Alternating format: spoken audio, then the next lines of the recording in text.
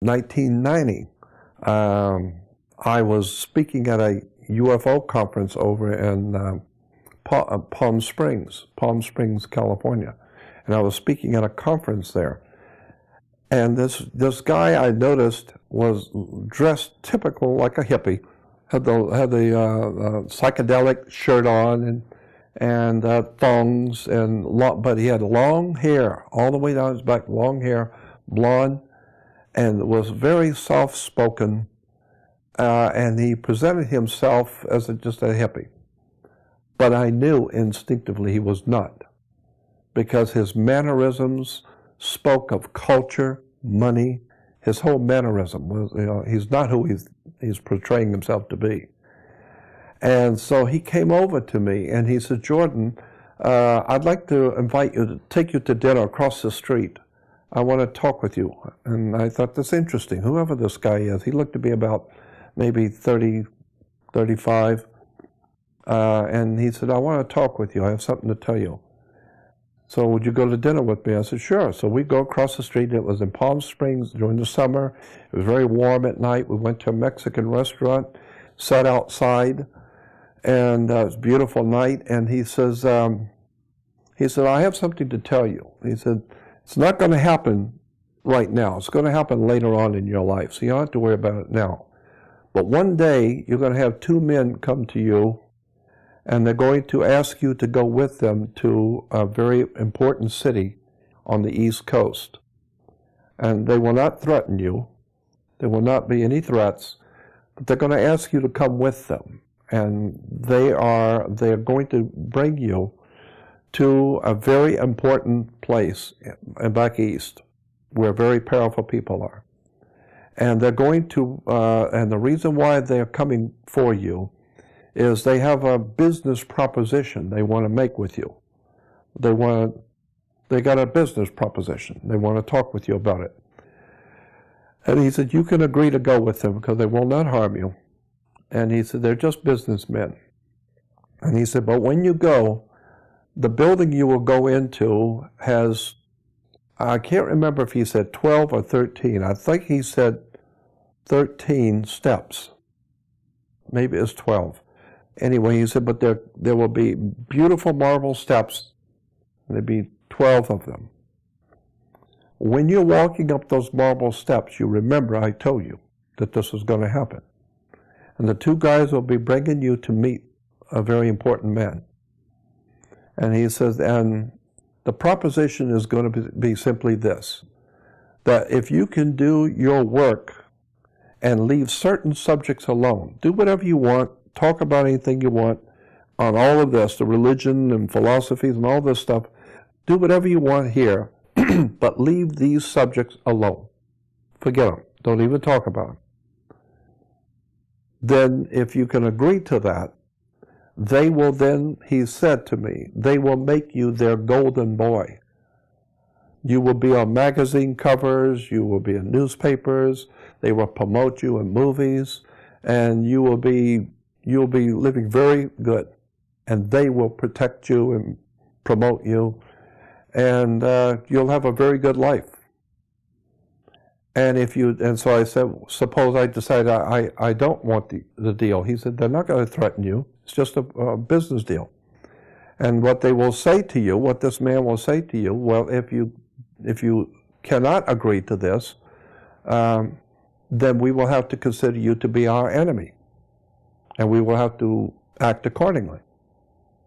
And he said, and they made a very big point of this. He said, they will tell you that you don't need to make a decision now. You tell them how long you want before you give them a decision. If it's 6 days, 6 weeks, 6 months, it doesn't matter to them. They don't care. You tell them how long you want to think about it. Whatever you tell them, they will accept. But when the day comes that you set, you have to give them an answer. Are you with us or against us? And he says, and at that day, you have to give them an answer, because they're very serious. They can make you or break you. And he says, and so so I asked him, I said, why are you telling me this? And he said, because it's going to happen. It will happen. Not for a long time, but one day it will happen. So I think it is better that you start thinking about this, because it's going to be serious. You're going to be facing some very powerful people. And they're not playing games. So you better start thinking about it. So I said to him, I said, well, what should my answer be? He said, oh, no, I can't do that. That's up to you. That's your call. And he said, all I will tell you is this, that whatever your decision you will make will affect you when you die. That I will tell you. If you make the wrong decision, when you die, you're going to pay for it on the other side. They're going to be waiting for you.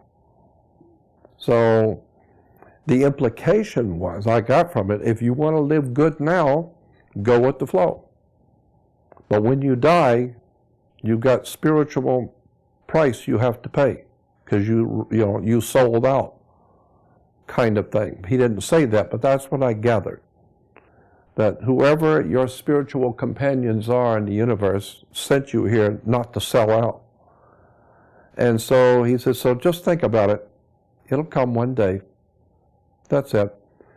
And so he used to show up every now and then. He would show up at lectures of mine. I would see him. He called himself Cosmos. And I said, what is your real name? He says, not important. Just call me Cosmos. He was always very, very kind, very courteous, very generous with me.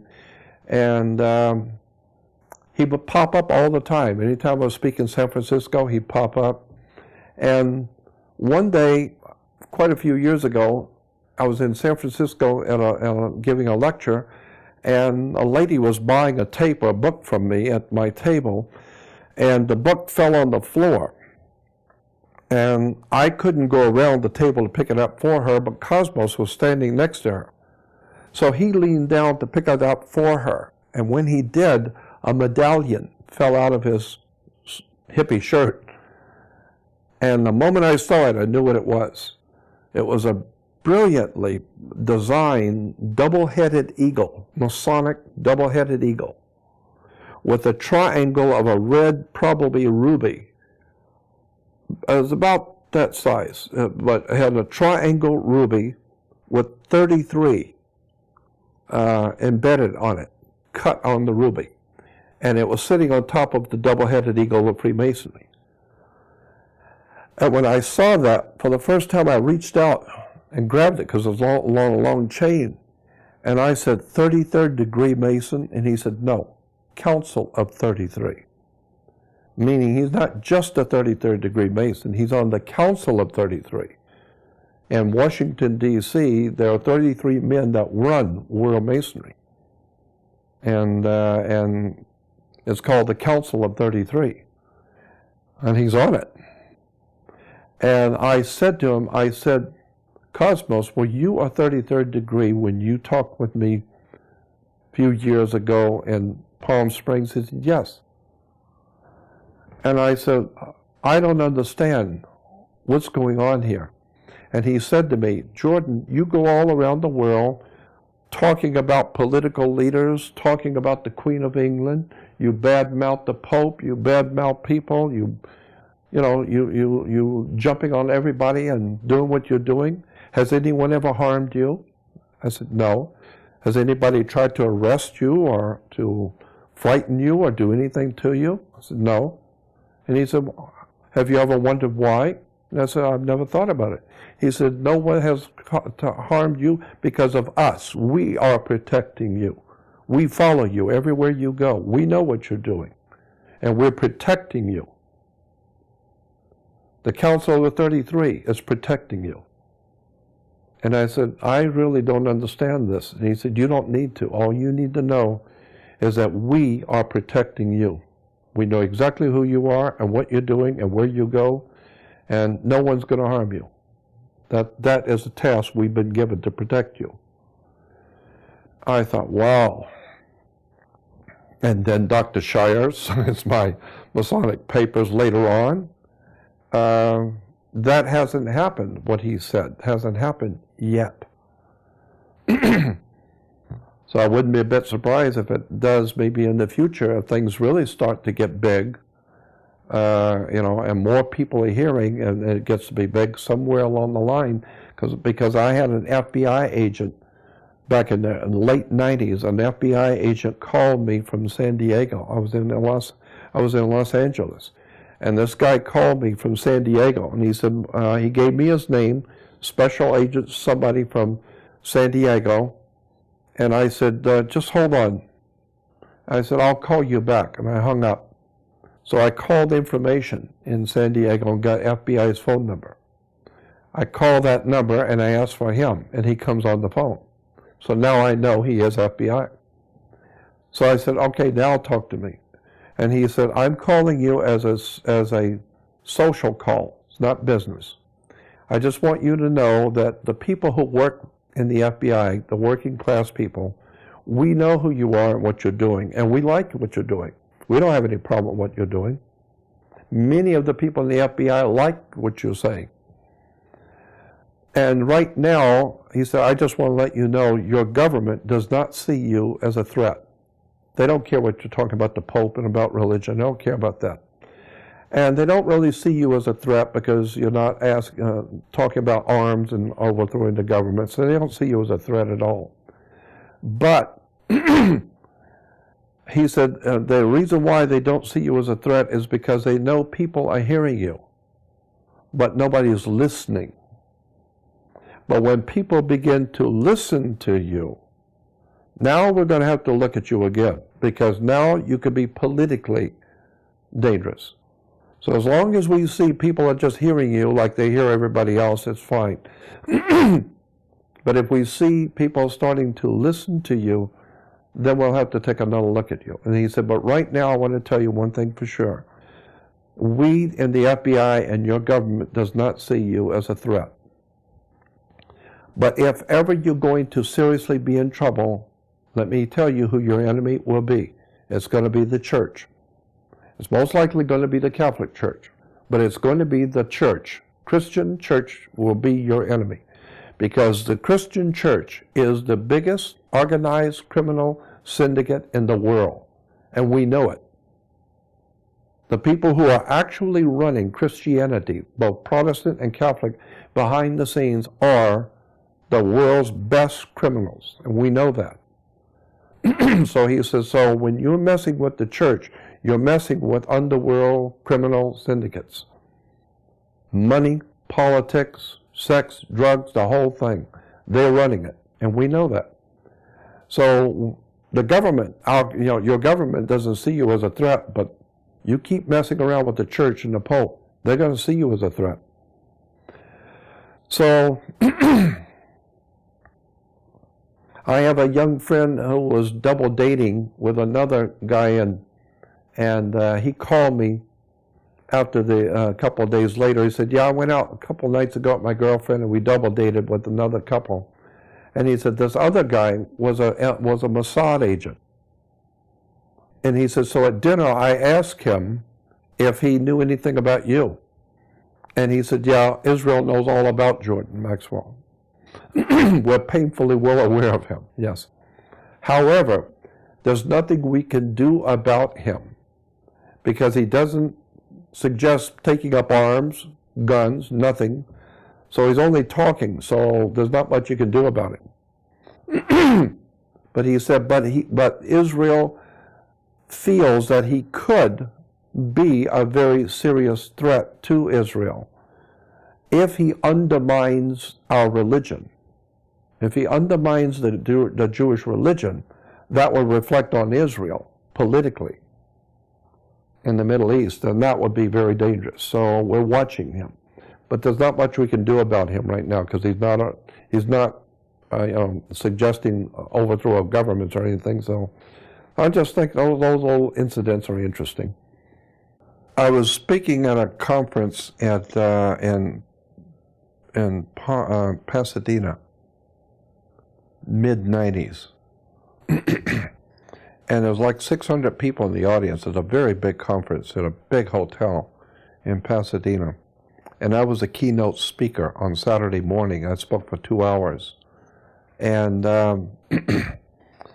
about a week before the conference, Norio Hayakawa, who Bill probably knows, Norio Hayakawa, and Gary Schultz were putting it on, and the name of it was called Need to Know Seminar. And Norio and Hayakawa and Gary Schultz put on the best shows. I mean, it was sensational. It was really a really interesting event. They had great speakers, and it was a great event. But Norio and Gary called me about a week before the event and said, we're going to go over to the hotel just to look around. You want to go with us? I said, yeah, sure. So we go over to the hotel, and so Norio says to me, he says, well, what kind of a presentation are you going to do, and what do you need? Do you need a chalkboard or a slide projector or what? And I said, no, I'm not going to do any of that. I said, just give me a table. I want a long table so I can lay all the paperwork out, and I want to be like a teacher, just the chair at the table on the stage, and I just want to talk to the audience. And so Norio said, well, I'll tell you what we'll do. We'll put a camera behind you, a video camera behind you. We'll have a guy on a bar stool sit behind you, and right here, so that when you pick up a document, they can zoom in on it and everyone can see it in the ballroom, because it'd be closed circuit television. So it worked out good. I did 2 hours that morning, had a great time, and it worked perfect. And so the guy was sitting right behind me with the camera right here. And afterwards, toward the end of the evening, when we were getting ready to leave, the cameraman said, Jordan, would my wife and I would like to have you come over and have dinner with us tonight. We live right here in Pasadena. I said, sure. And so he and I are sitting in the front room. His wife's in the kitchen fixing dinner. And we're just sitting and talking about stuff. And after a little while, she comes out from the kitchen and says to him, she said, have you told him yet? And he said, no, I didn't tell him yet. I wasn't going to tell him till after dinner. And I said, tell me what? And he said, well, I might as well tell you now. He said, I've told this story to so many people. My wife has heard it so many times, but now I'll tell you. He said, when I was like 15 years old, I was back east on the East Coast, and he said I was thumbing my way north to go stay with my cousin for the summer vacation. And I was out the road thumbing my way, and he said an old man in a pickup truck, and he was very old, and he said that pickup truck was as old as he was, and it smelled terrible because he had been smoking cigarettes, cigars, pipes, anything that would burn he had been smoking. And he said it was an old man, a dirty pickup truck, and it smelled terrible. And he said, but the moment I got in the truck, that old man started telling me every single thing about my life. He knew all about my life, my mother's life, my father. He knew there was nothing about my life and my family he did not know, and he was right exactly on. He told me about my girlfriend, about my dad's business, about my mother, and who she was before she got married. He said there was nothing he didn't know. And he said, I was just amazed listening to this old man. And he says, and when he let me out, he said everything he told him, he said, when he let me out, he said, everything I have been telling you was to get your attention and entertain you. Now I'm going to tell you something important. After you're 50 years old, you're going to be on the west coast of this country, after 50. And one morning, you're going to be on a stage with a man sitting at a table with a bunch of papers, and he's going to be speaking to a very large audience. And you're going to be sitting behind him with a camera, but that camera doesn't exist now, but it will then. And you're going to have a special kind of camera. And that camera will allow him you will have the camera right on his shoulder. And when he picks the paper up, that camera will allow people in the audience to see what he's talking about. But that kind of camera doesn't exist now, but it will then.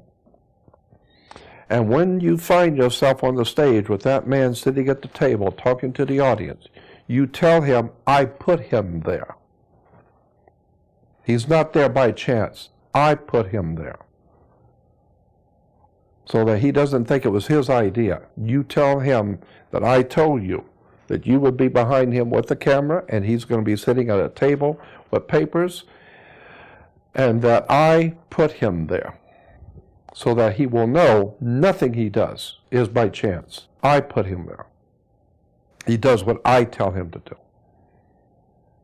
And he said, so I've told everybody, I've heard this story for years, people I've told, and he said, but it wasn't until this morning when I'm sitting there on the damn stage with you and the camera, and he said, and I was so busy getting things set up, I wasn't thinking about it until you started talking, and it hit me. And he said, I looked in the audience at my wife, and she nodded her head, yep, this is him. And she said, and he said, I was shocked. I just turned 50 years old. I'm sitting on a stage with a camera behind you. And he said, you would be sitting at a table with the papers on a table, talking to the audience. And he said, so I have to tell you that I was told, like, 35 years ago, or whatever it was, that I would be sitting with you this morning and that you would be sitting at that table doing what you're doing. And he told me to tell you that that wasn't your idea. So you can think that was your idea, but he told me a long time ago what you were going to be doing that this morning. So I thought, wow, man. So I was visibly shaken, emotionally shaken, and tears came to my eyes. I got up and left. Walked out. He was upstairs. I remember walking down at night, and I took a long walk, and he came out to walk with me. And there were tears in my eyes because I was scared. That was frightening to me. And I said, I don't understand. He said, I don't either. I'm just telling you what the old man said. I don't know how to explain it either. But he told me that you're going to be doing what you were doing, and I would be sitting behind you with a camera. And when that happened, he told me to tell you that wasn't your idea. He put you there this morning. So I thought, well, what a trip.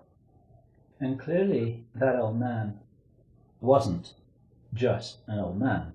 Clearly. And it fits exactly with the story of the girl's father when you were 19. Exactly. He clearly wasn't just the girl's father. He was something completely different. Totally.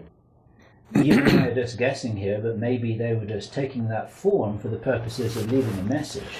And in both cases, that message seemed to be something that indicated that they knew exactly what you would be doing at a particular time or phase in your life in years to come, which was all part of some orchestrated plan.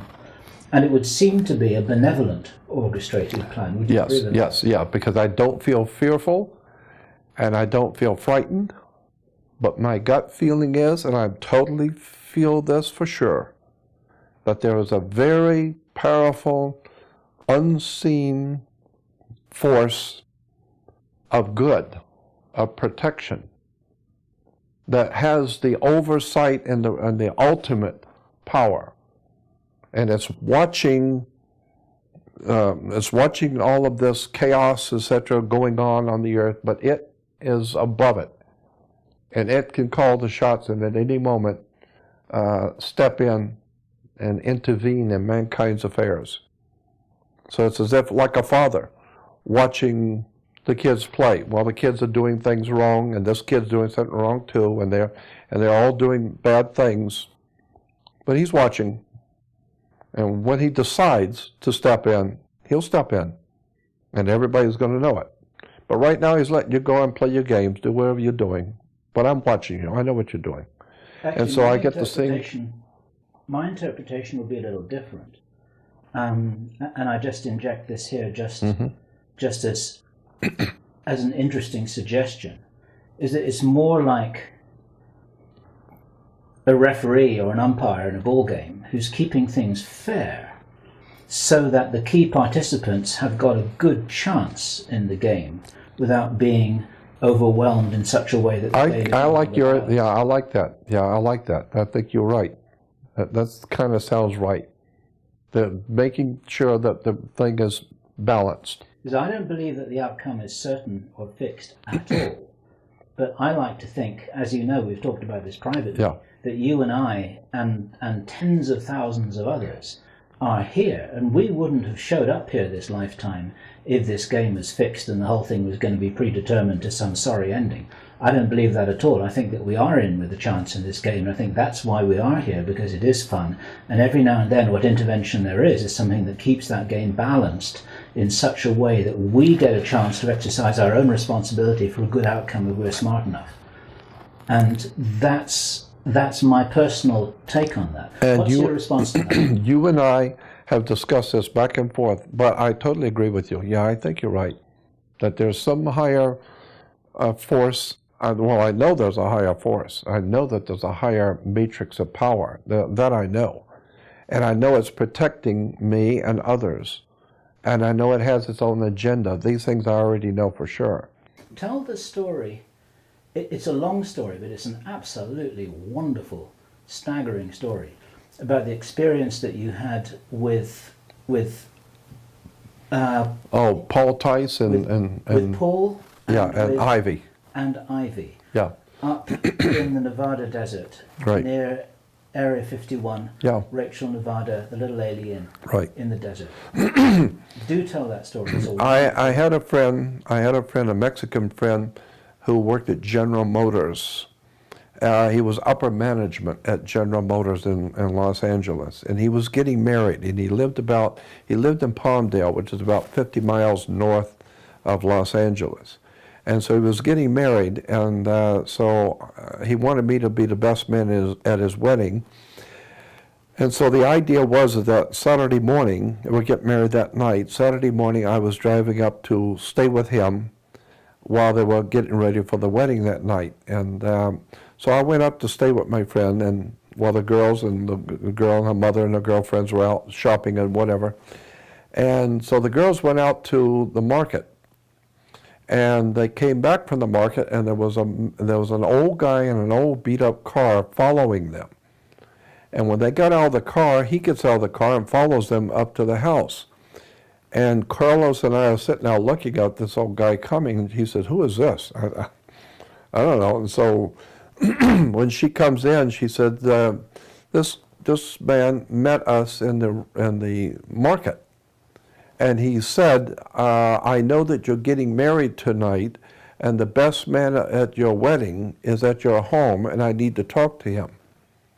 And she said, "How do you know I'm getting married?" He said, "I already know who you are. I know you're getting married, but the best man at your wedding is at your home, and I need to talk to him." So she said, she obviously didn't see him as a threat. And so I said to him, "Well, that's me, so talk to me." He said, "I've been told to tell you something, that a year and a half from now, you're going to have an extraordinary encounter with your friends from out there." And they sent me to tell you that. And the event is going to happen way out in the desert. And I said, "Well, sometimes I go out in the desert here in California and look for UFOs." And he said, No. This is not going to be in California. It's going to be east of here. And it's going to be way out in the desert. You're going to be way out in the desert. And they will pick the time and the place, not you. But it's going to be a year and a half from now. And they're telling me to tell you that you're going to be driving the car, and that you will have a woman in the front seat and a man in the back seat. And they will see to it that you have a woman in the front and a man in the back. And the reason why is because they want both a woman and a man to be a witness to what's going to happen. But the event is for you, not for them. But they want two witnesses. But they want a woman and a man to be a witness. But it's for you. Your friends are going to show themselves to you. Year and a half. And that's it. Well, he left. And a year and a half later, I was speaking in Mesquite, Nevada, at a big UFO conference for Bob Brown. And that was in Mesquite, which is like 60 miles northeast of Las Vegas. And I had brought with me my lady friend from Hawaii, who was a talk show host from Hawaii, Ivy West, and my publisher friend who was living in San Diego, where I was at the time too, my publisher friend, Paul Tice. And so Paul was in the back seat and Ivy's in the front seat, and I'm driving.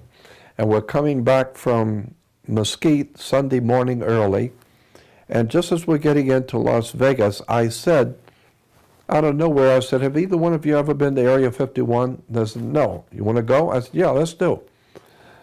Well, I had been given an invitation to go to the Little Alien by Joe and Pat Travis, who owned the Little Alien, because they used to hear me on my show. I used to do a radio show, a late night talk show in Las Vegas.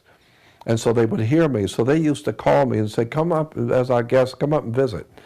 And so I never did. But so we decided, okay, we'll go. So I called them, and they said, yeah, come on up. So on the way up, it's 135 miles north of Las Vegas in the high desert of Nevada.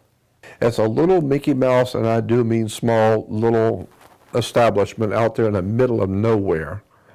And it's actually just a big restaurant bar, and then there's about 6 or 8 mobile homes which are rented out the rooms like a motel, but they're little mobile homes. They rent them out like a motel.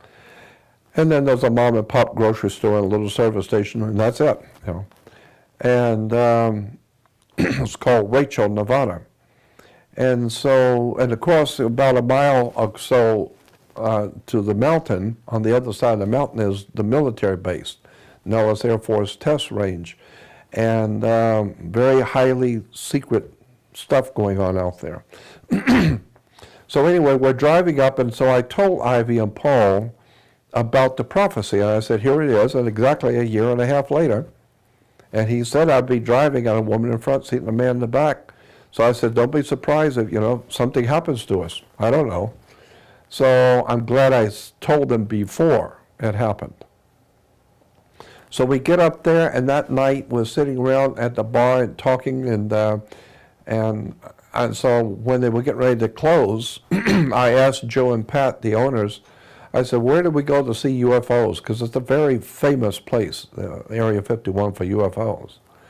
So Joe said, Joe's with his cold humor, he said, you don't have to go anywhere. They saw you. He said, just sit out here in the car. They'll find you if they want you.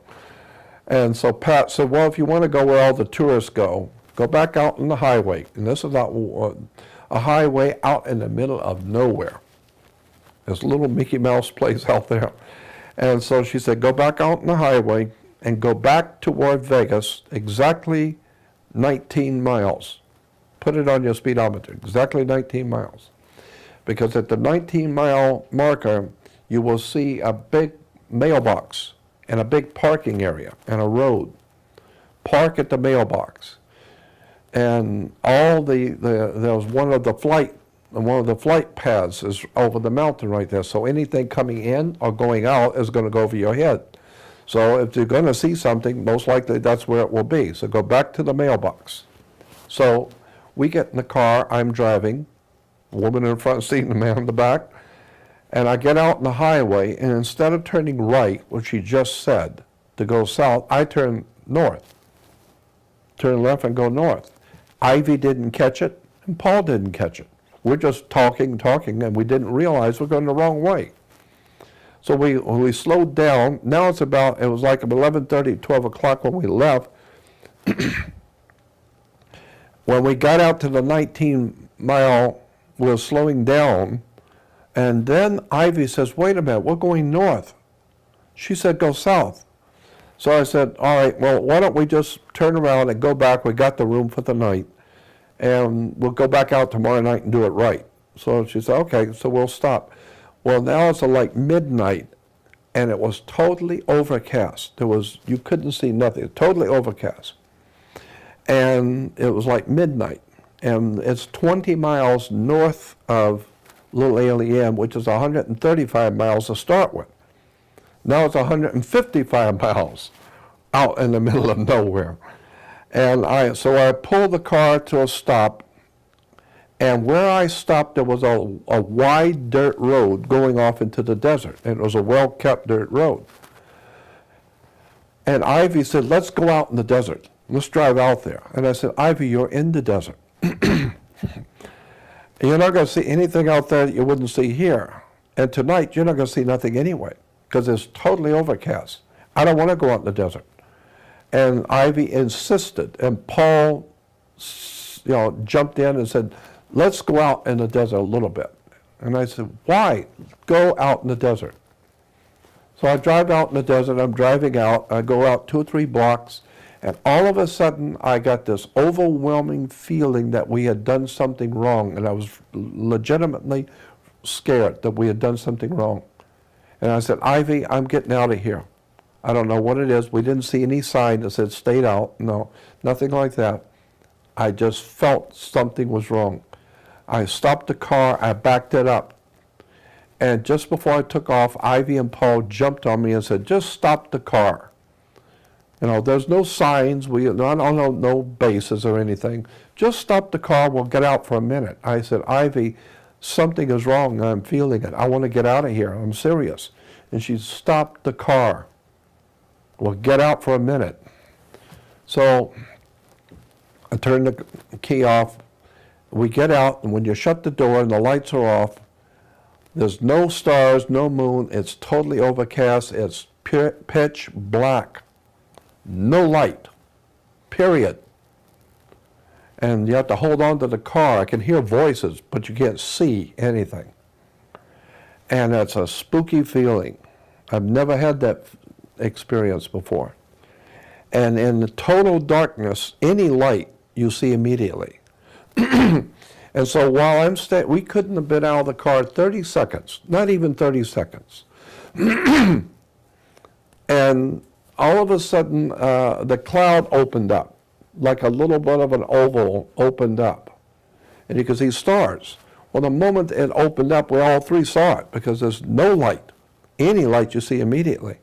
And Ivy said, look, the clouds are opening. And when she said that, 2 bluish-white disc-shaped things, glowing bluish-white, were absolutely gorgeous, beautiful. They came in when the clouds opened up, but when they came in, they didn't fly in. They kind of floated. They just floated in, and they floated close to the cloud above them so that the light was reflecting on the cloud above them, bluish-white, and they were glowing bluish-white. And as they came in, 2 of them, beautiful saucer-shaped things, very slow. And while we're watching, 5 more came in behind them. Now there's 7 bluish-white discs, and they come over us all of a sudden and stop. I was absolutely frightened. I've never seen anything as beautiful and awesome and otherworldly than 5 glowing bluish-white disc-shaped things stop over you. And instantly they change. And they would, in a quarter of a second, boom, they all change positions. I thought, God, how'd they do that? And then all of a sudden, boom, boom, boom, boom, and change again, and locked. And I was shocked. I know what the G-force for moving something that quickly. I mean, like that, and it was locked and stayed in place. And I said to Ivy, I'm getting out of here. I don't know what this is. I don't want to know. I'm scared. I want to get out of here. And I got in the car. I cranked it up, and Ivy and Paul loved it. They said, God, look what they're doing, how beautiful they are, 7 of them. And I said, get in the car, you're going to walk home, I'm leaving. And they got in the car because they knew I was serious. They rolled the window down and looked out as I flipped on the lights and took off. And when I flipped on the lights and took off, Ivy and Paul went totally berserk. Now they're both frightened, and Ivy and Paul are screaming and crying and yelling. Now she's really frightened. Now she's scared. Me, I was already scared. But now I got a woman in the front seat who's going ballistic on me, and I'm already frightened. And I'm screaming at her to shut up. And I'm driving fast. I'm speeding toward the highway, and all I could think of was I don't want to overshoot the highway, and go out on the other side and crash the car. But she's yelling and screaming, and so was Paul.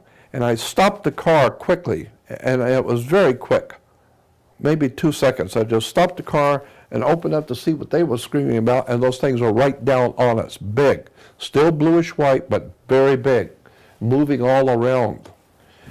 I was frightened to death, and I got shot to the highway, and as soon as I could see the highway coming up, I knew I was going too fast, so I hit the brake and skidded all the way up to the highway. And as I came out the highway, the car skidded sideways. And the moment we hit the highway, all three of us felt totally safe again. All three of us felt it. We're all right now, on the highway. And the saucers had gone, all 7 of them had gone back out into the desert. And I can't remember exactly how they disappeared, but I'm trying to remember, they went back out in the desert because I was so frightened, and I was, with them, and the car lights were on, and we got out of the car, we stood there talking to each other, and they had gone back out into the desert and they're gone. That's it. And my heart was pounding, and I was absolutely frightened. And there was tears in my eyes, and I was legitimately frightened. I've never seen, they not only were able to do things which I would say is unworldly. It's not possible to be done. Humans don't have that kind of technology that I saw, that we saw. And that scared me, because first of all, if it is human technology, then we're about 1,000 years ahead more than you think we are, if we could do this. And if it isn't us, then that means it's somebody else, and that's even scarier. Either way, we're in trouble. And so we stood out on the highway that night, and the emotions were absolutely incredible. She was crying, she was laughing, Paul, we were frightened, it was beautiful, it was awesome, it was scary, it was horrible, it was wonderful, it was just everything.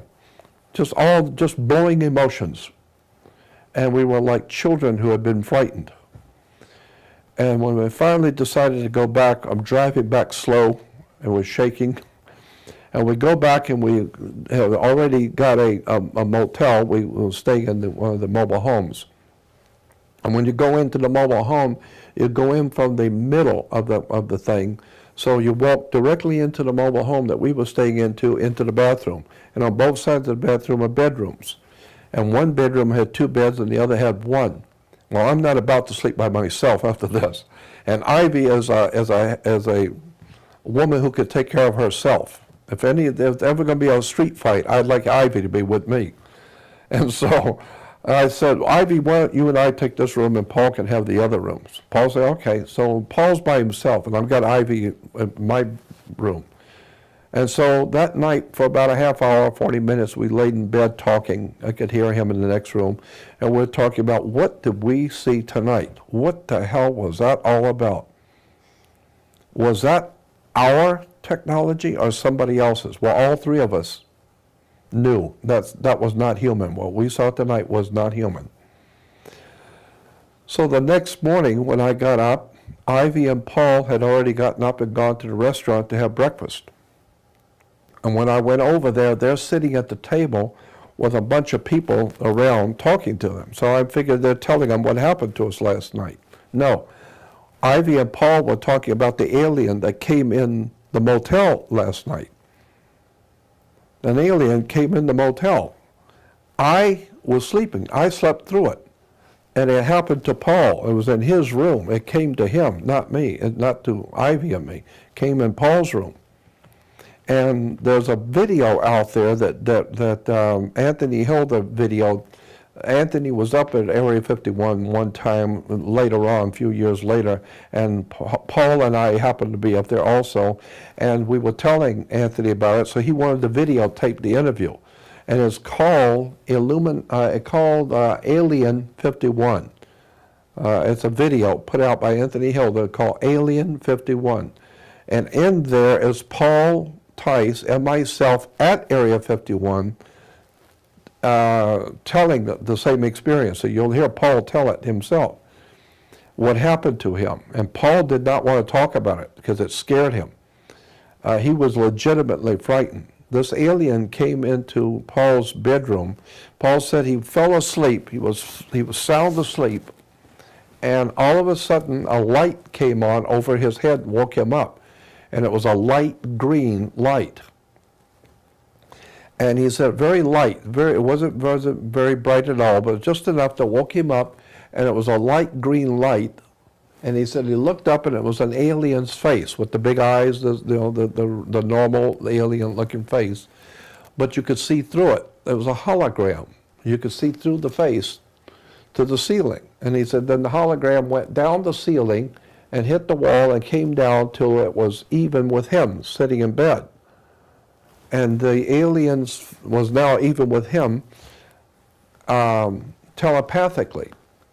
Ask Paul, what are you doing here? Who are you and what are you doing here? And Paul says, I could understand it well. I knew exactly what he had asked. And I'm trying to think the answer rather than speak the answer. I'm thinking the answer.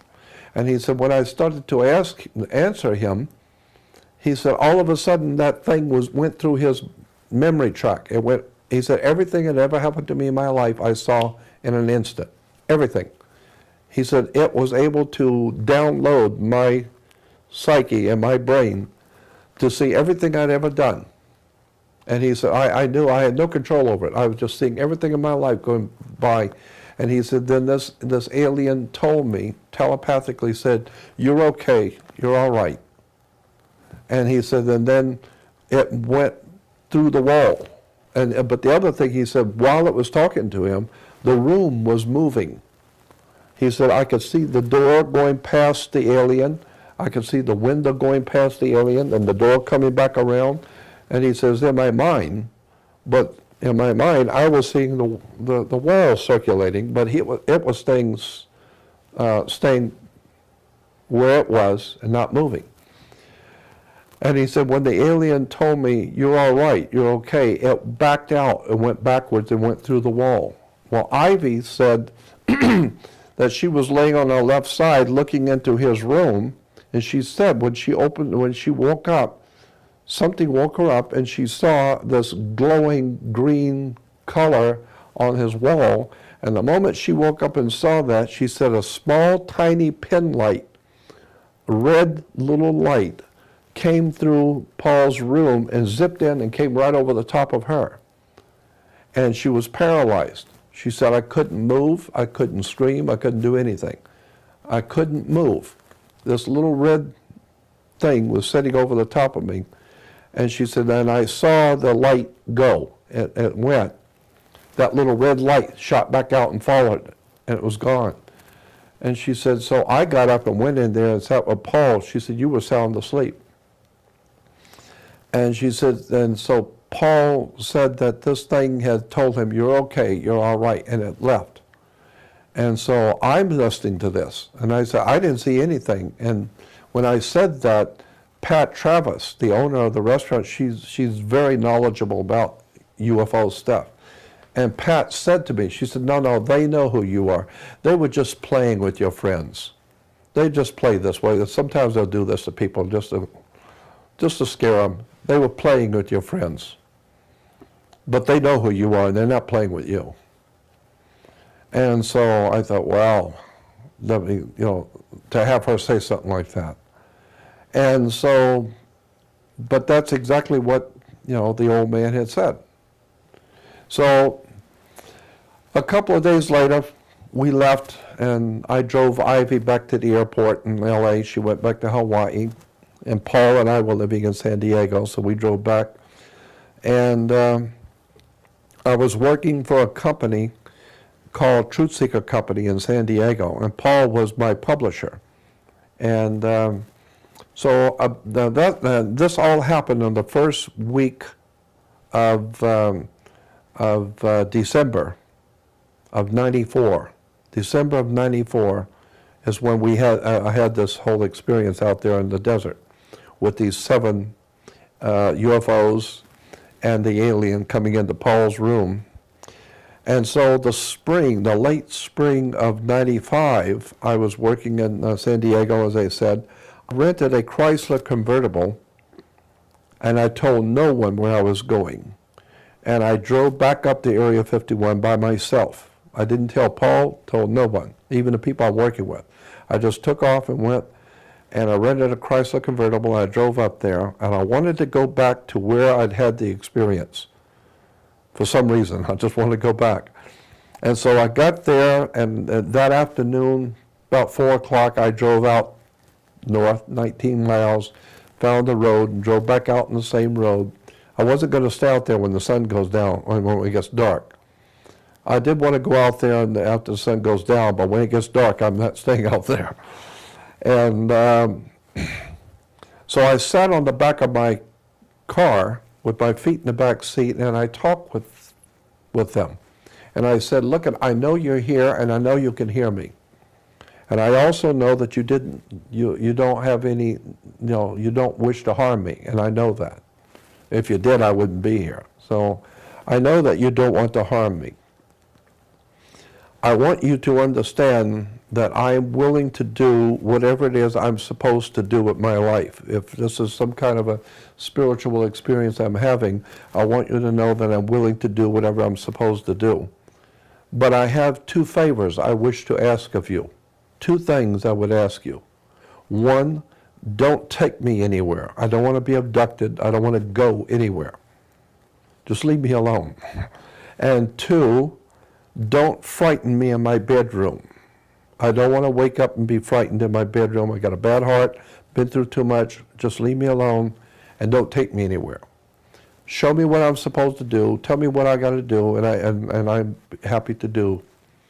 Don't take me anywhere or frighten me in my bedroom. And I said, thank you, goodbye, and good luck. And I got in my car, turned around, and went back and spent a couple of nights with Joe and Pat. And then I drove back to San Diego, never told anyone. About 3 or 4 weeks later, Paul Tice calls me and says there's a young lady he heard about down on Coronado Island in San Diego. Coronado, little island off the coast, and take a big bridge going over to it. And he said that she's a past life regressionist. And he said, I heard she's really great. Why don't you make an appointment with her and go see if she's that good? And if she is, then I'll go. And I said, no, if you want to see her, why don't you make the appointment? No, he said, you're much closer to her. You're very close. So you go see her. And I said, okay. So I made an appointment. Her name was Kirin, K-I-R-I-N, Kirin. Kirin was a beautiful young girl, but mystical about her.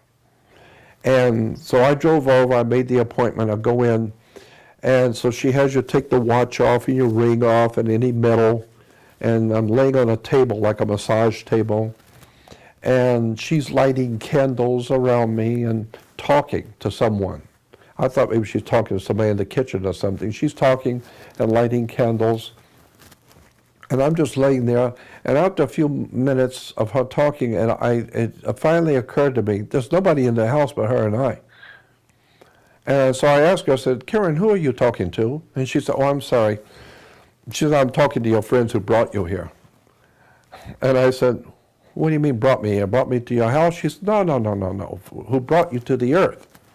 You've been brought here to do something. They brought you, and I'm talking to your friends who brought you here. And I said, well, since you seem to be on good terms with my friends, why don't you ask them, what the hell am I doing here? Who are my friends? And she says, well, she said, you don't know who brought you here? And I said, no, why would I be asking you? I don't even know what you're talking about. She said, well, they're saying they're Pleiadians. I don't know, but that's what they're telling me. And they're saying that you're from the Pleiades, and they have brought you here to do something, that they have something for you to do. And I said, wow. So I said, well, while you're talking to him, ask him, what is it I'm supposed to be doing here? And she said, they're telling me to tell you, first of all, that you don't, because she's a past life regressionist. She said, they're telling me to tell you, you don't need a past life regression. You need to get this life straight. Don't worry about your past ones. Get this one right. And then she said, and they're telling me that you are brought here to be a channel. They're going to channel messages through you, but not for a long time yet, not now. But ultimately, that's what they're going to do, is they're going to use you as a channel, and they're going to put you into a position where you will be heard by important people. And when that time comes, they will speak through you. And she said, but they're telling me to remind you, you are not an ambassador, you are an emissary. An ambassador speaks for the government he represents. You do not speak for anyone. An emissary merely delivers a message. You're not speaking for anyone. And they're telling me to tell you, to make sure you understand that. So that you're an emissary, not an ambassador. And you will be able to just deliver the message, and the message will come from them, through you. But not now. There will come a time when you will be speaking before important people, and the people who are supposed to know will know who you are. You don't know, but they will know. And when they're listening to you, they will know who you really are. And so she said, so they're telling me to tell you, just get this one right. And then she starts laughing. And I said, what are you laughing about? And she said, they just told me something funny about you. She said, they told me about 4 or 5 weeks ago, you rented a Chrysler convertible and you drove up there and went out on the same road that they saw you the last time, and you didn't want to go out there at night because you was scared, but you went out in the afternoon and you sat with your feet in the back seat. And I was thinking, I never told anyone this. She was exactly right. And she said, and you sat with your feet in the back seat and you said to them that you didn't mind doing what you're supposed to do, but you didn't want to be frightened in your bedroom or abducted. And they thought that was funny. They got a laugh out of that one. And I said, why would they think that's funny? And she said, because if you knew where you have come from and what you look like where you came from, as opposed to what you look like now as a human, you think you would be scared. Wait till you die and go back to where you come from. That's really going to be a shock to you. And she said, so they just thought that was humorous. You don't want to be frightened? Wait till you die. You've got a real trip coming when you go back to who you really were and where you've come from. And she said, but they're telling me to tell you, no one's going to harm you. We've given you something to do, and we have been watching you from day one. And so just remember, we're watching you, and you will do whatever it is we have in mind for you to do. And I thought, wow, man, I've never heard such stuff in my life. It's an incredible story. I don't know. I'm just telling you what happened. And it all fits together, right? Yeah, it all kind of...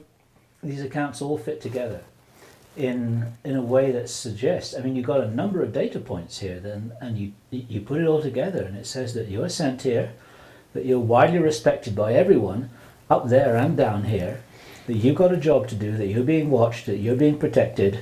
You don't know what the heck's going on all this time. I have no idea. Which actually, I think is really funny myself. And here you are at the ripe old age of nearly 70, and you're still trying to figure it out, and you don't even know whether you've done yet what you've come here to do. That's exactly right. And the reason why is because I'm not even sure what it is I'm supposed to do to start with. So how would I know if I've done it? I've always known that I have always had this other world connection. Even as a child, I went out of body. I had spirit entities coming into my bedroom when I was 6 and 7 years old. I saw things and I went out of my body. That's another experience when I was 8 years old. I went out to a terrible accident, and I was there and saw the accident happen.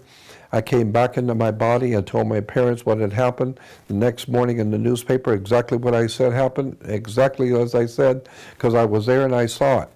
And I was there at the accident and saw all the details of what happened. And the next morning in the newspaper, exactly what I said happened was in the newspaper. And so I've had aliens at my window at night in Florida. When I wake up at night, I'd see this little creature at my window. Because I was a little kid, I pulled my bed up next to the window. And in Florida, it's very hot at night. And so I pull my bed right up next to the window. I have a screen. And because I would like to lay in bed at night, look at the stars, and talk to the spirits. And I would wake up in the middle of the night, and there'd be a little head would move. It would not move so quick I didn't see it, but it would move when I woke up, and I'd see it. And I immediately opened up the screen, and the yard was well lit up from a full moon. My dog was out there, didn't bark at all. And yet I know I saw something move, and I would do it many times. Many times I'd wake up in the middle of the night, and I'd see a little head move quickly. And so, but when I look out, the dog didn't see anything, and there's nothing in the yard. Something was there. So I grew up having otherworld experiences, seeing aliens, having demonic spirits come in my bedroom. Some people watching this will already have heard you tell the story in the September 2009 Project Camelot interview. Mm-hmm. Is it possible that you could give another abbreviated version of that encounter with your girlfriend's father? Oh, yeah. Because that fits together so perfectly with these stories you've been telling here. It's kind of nice if it's all in the same bundle. Yeah, that's fine. In 1959, I was 19 years old, born in 1940, so 59 I was 19, and I ended up in Los Angeles. I had to go to Los Angeles for some reason. So I ended up there. I have no money. I don't know where I am. I'm in a big city. I don't know what I'm doing here. But, you know, I was a kid on the run, so here I am in L.A.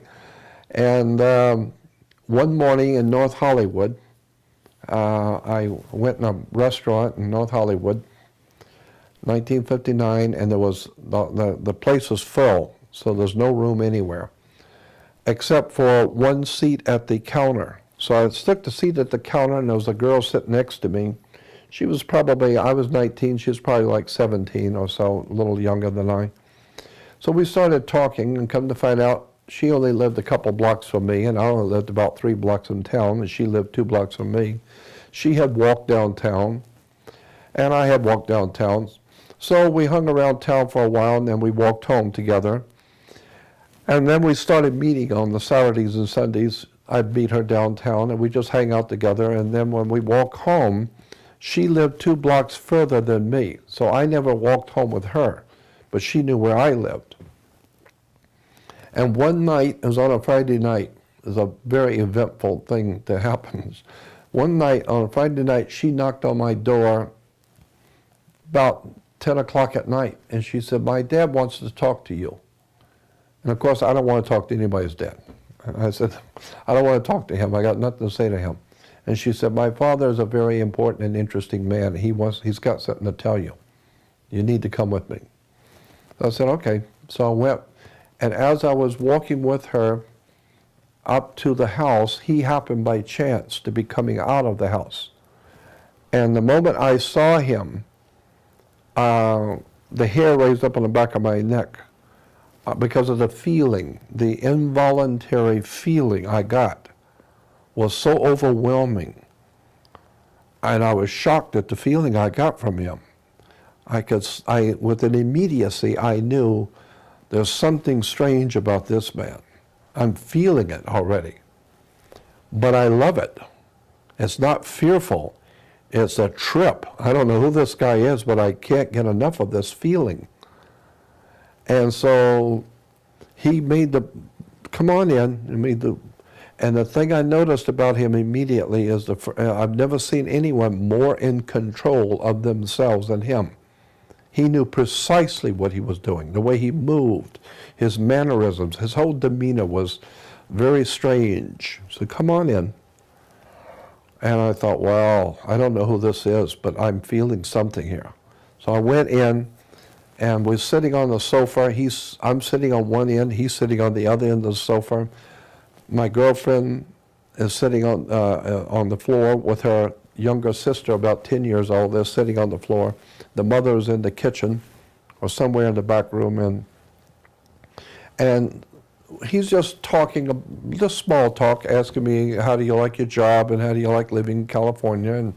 And my daughter says that you have been very kind to her, and I want to thank you for treating my daughter with respect. And we were talking back and forth, just little stuff. And I was beginning to feel a little bit better about him. He's talking normal human things. So I'm feeling a little bit better, a little bit more at ease. And he knew that. And then he said to me, he said, remember back when you were 8 years old and back in Florida and your dad built a new back porch? Remember the back porch was falling apart and your dad's brother, they built a new back porch at the house? And your dad used green lumber. It smelled funny because it was green lumber. And you remember that when your dad built that back porch? And it shocked me. And I didn't want to show tears in front of my girlfriend, but it was shocking. And I said, yes. And he said, well, did that happen? I said, yes, it did. And he says, and remember one night you were in bed. And you got out of bed and you went out the back porch, remember? And the moon was really bright. And remember how you picked the wood with your finger? You were peeling the wood because it smelled funny at night, the green lumber.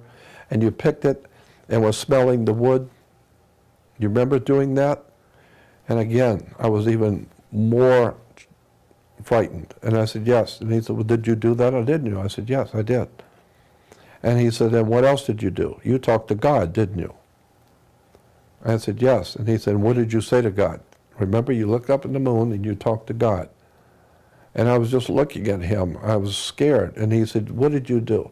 You said to God that you would like to do something important with your life. Isn't that what you said? And I said, yeah, that's what I said. He said, well, that's why you're here. We brought you here to let you do something important with your life. After all, you asked. And so we've decided to give you something important to do. And I said, I don't understand. He says, not important. But you did say that, didn't you? Yes. How would I know that? He said, how did I know all of that? And I said, I don't know how you know that. And he said, I know that because we were there. When you were talking to God, we were there. So you wanted an opportunity to do something, so we're going to give you an opportunity to do something. And I said, who is we? Who are you talking about? He said, that's not important right now. You'll learn later. And he said, but we also, he said, you're very interested in UFOs and aliens and spooky stuff like that, aren't you? And I said, yeah, I'm very interested. And he said, yeah, I know. We know that. And he said, would you like to see some UFOs tonight? And I said, yes, I'd like to. He said, well, I can do that for you. Come on, I'll show you.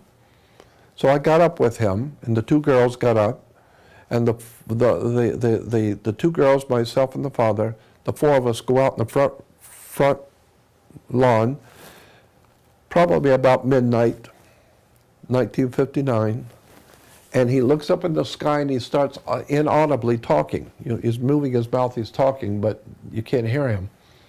And then he turns to me and he said, they said they'll be here in a couple of minutes. They'll be coming from over here, southeast. They'll be coming here in a couple of minutes. And I said, who? And he said, you'll see.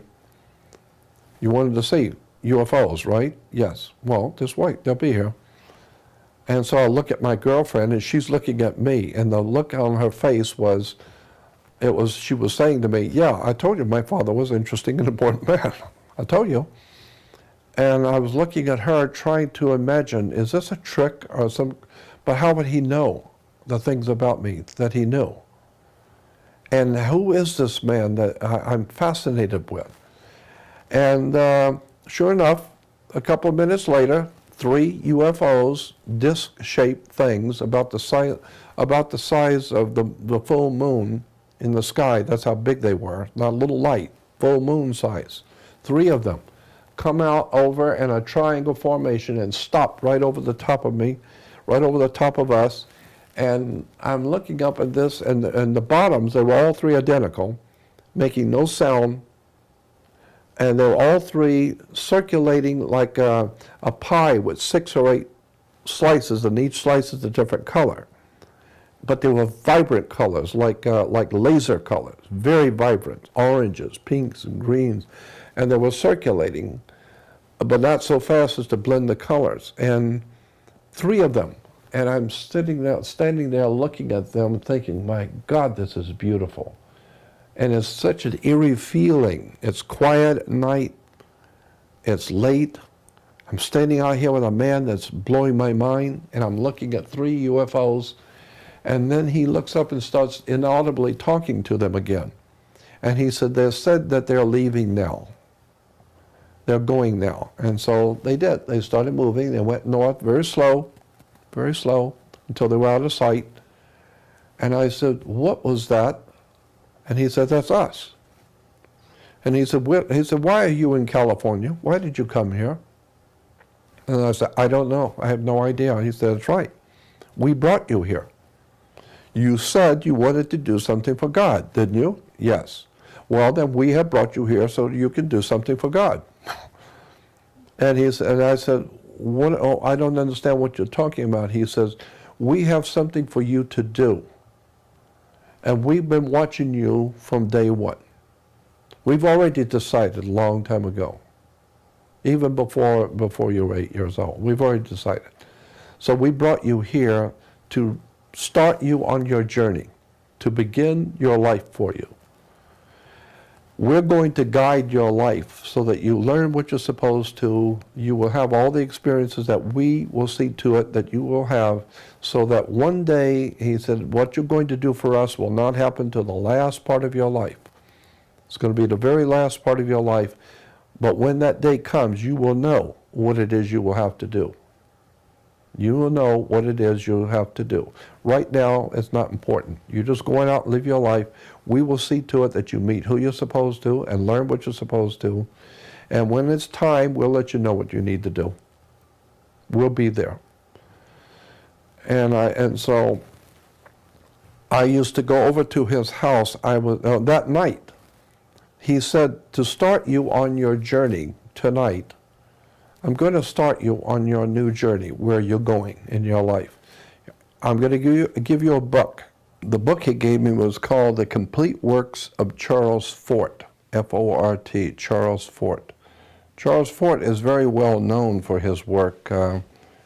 He actually wrote 3 books, probably a lot more, but the 3 most important books were put into one big volume now, and so you can get it as a very thick volume called The Complete Works of Charles Fort.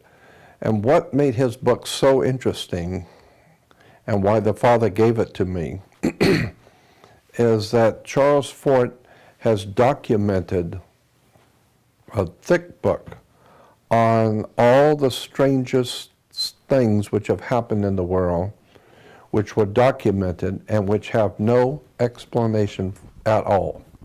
No one even ventures to even try and answer it. It's just strange stuff that have happened, and no one has any idea how or what it means. And he documents it. But what makes his book so interesting is that he documents everything with every paragraph. Every paragraph has documentation. Where he saw this, where he found this, where he got this information, where he got that information, and what page it was on, who wrote the article, and everything. So you can find anything. It's all right there documented, paragraph by paragraph. And the kind of things he found were just so extraordinary, mind-blowing stuff. It's all there. The world is filled with strange things that have happened that nobody has any explanation for. And when he gave me that book, I know he gave it to me because it opened up my mind to the occult world. Occult simply means hidden. And so that book opened my mind at 19 years old because I had already been well involved in the other world knowledge and strange stuff in my childhood. But for the first time, I had it documented, strange stuff that nobody understands how it happened, and it's all documented in one book.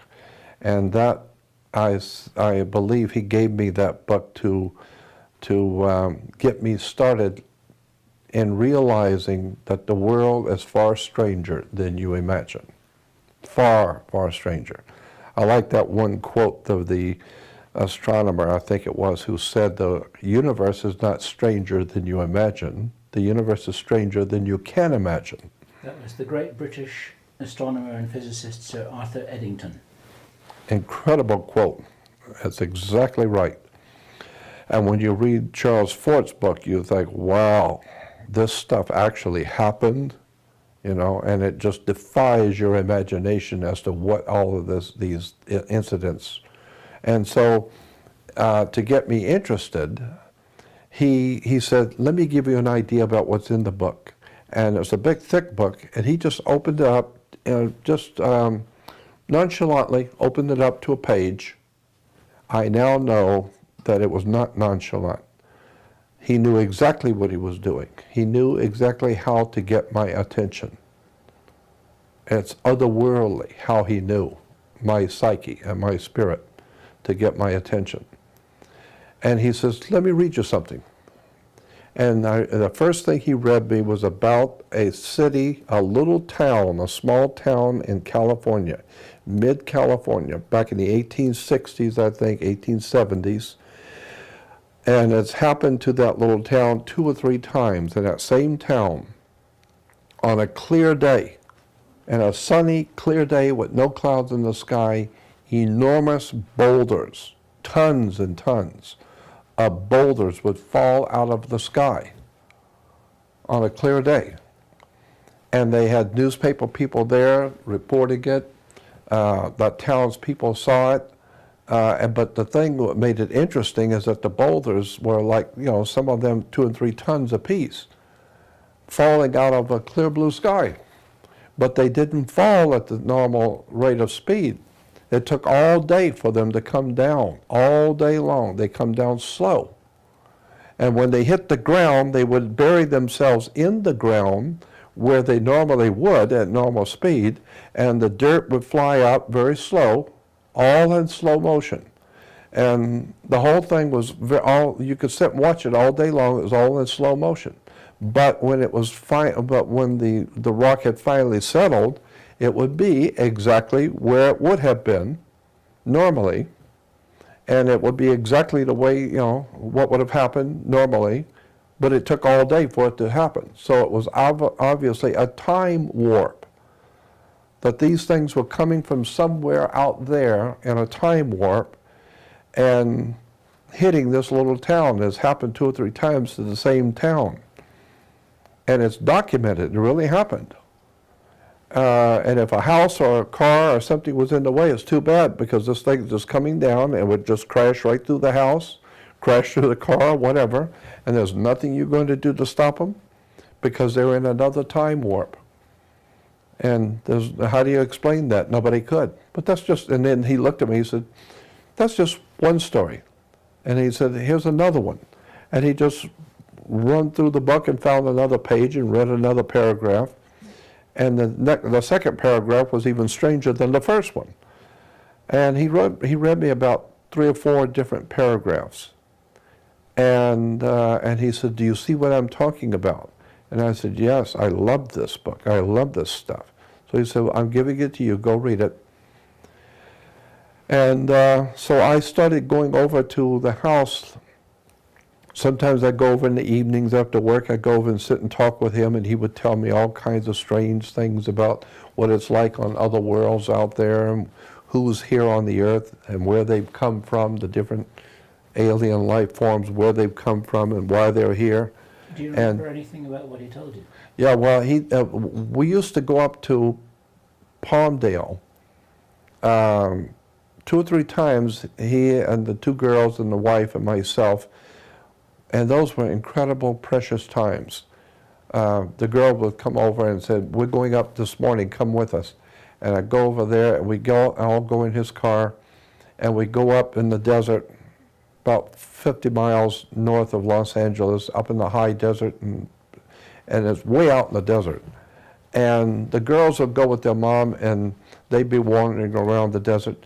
But he and I would go, and he would show me mounds and holes in the mounds and holes in the earth that I'd never seen before. And he says these were made by aliens many, many years ago. And he said, I want to show you, and we went to some mines also. He knew where these different mines were. And but he was telling me that there are certain places under the earth that these particular aliens live, where they stay, and it's under the earth. And he said, I'll show you a couple of the places, but you don't want to go in them. It's their property, not yours. So, and they look at it very jealously as their property. So don't mess with their property. Don't go in. They didn't ask you to come in. And he said, but I you know, as long as I'm with you, you'll be all right, because I'll tell you where not to go. Do you remember where those places were? Yeah. And who those aliens were and what they did? I don't remember the names of aliens, but are you know, the exact information. But I remember where those places are. Where are they? Well, pretty. I would say I couldn't take you right to it, but I can take you to the area and say, okay, let's go out here and you'll find them. It's up in Palmdale, off of what is it? Parablossom Highway. I think it's Parablossom Highway. And it's off of Parablossom Highway, but I'd have to get out there, and I would know it when I see it, even though it's changed a lot out there. But I remember about a year or so ago, I was driving from Vegas, coming back through, and I remember this area, and I slowed down and stopped, and I remember this dirt road. So it's still there. It still hasn't been built up and built over. And what's the story, as best you remember, of what these aliens are doing in that area? Do you remember anything about what he told you? Not really. He was, I think basically what I got from it and what I remembered from it was that there were different ones here, and that there are good ones and bad ones. And he said that even some of the good ones here, he said, but we have enemies. They have come here, and we have other business out there with them. And since we're here, they came here. And so we have enemies here. Not human enemies. We got serious enemies here. But we've got a standoff. We're powerful and they are too, but we got kind of like a standoff. But we have enemies, and we are their enemy. And he was telling me about the reptile aliens. That was back in 1959. And what did he tell you about that?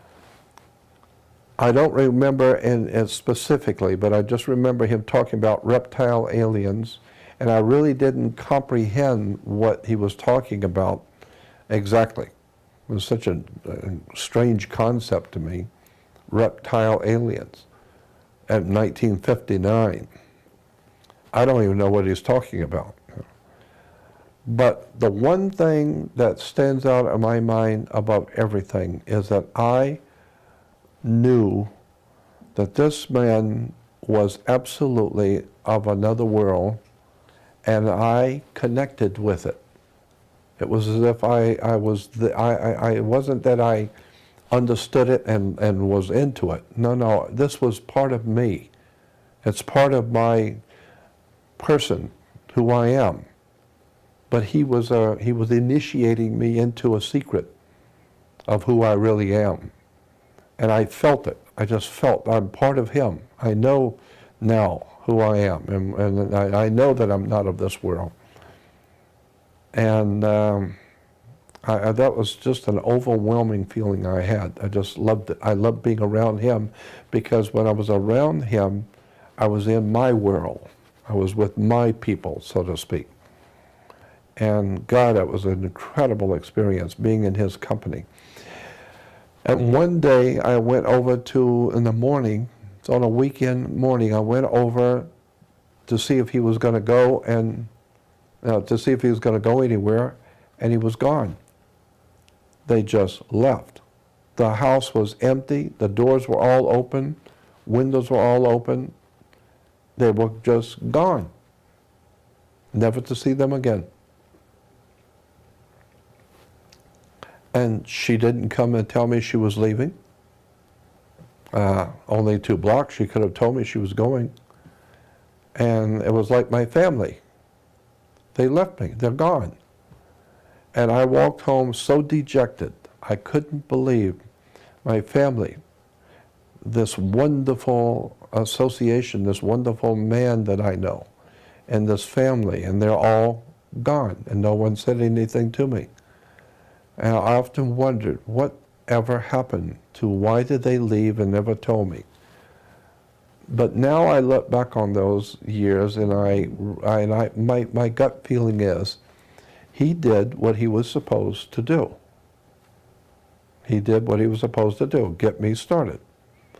Other people will come into my life who is a part of his group, and they will continue to move me along. The old man in the truck, and he was the next, he was connected to, and all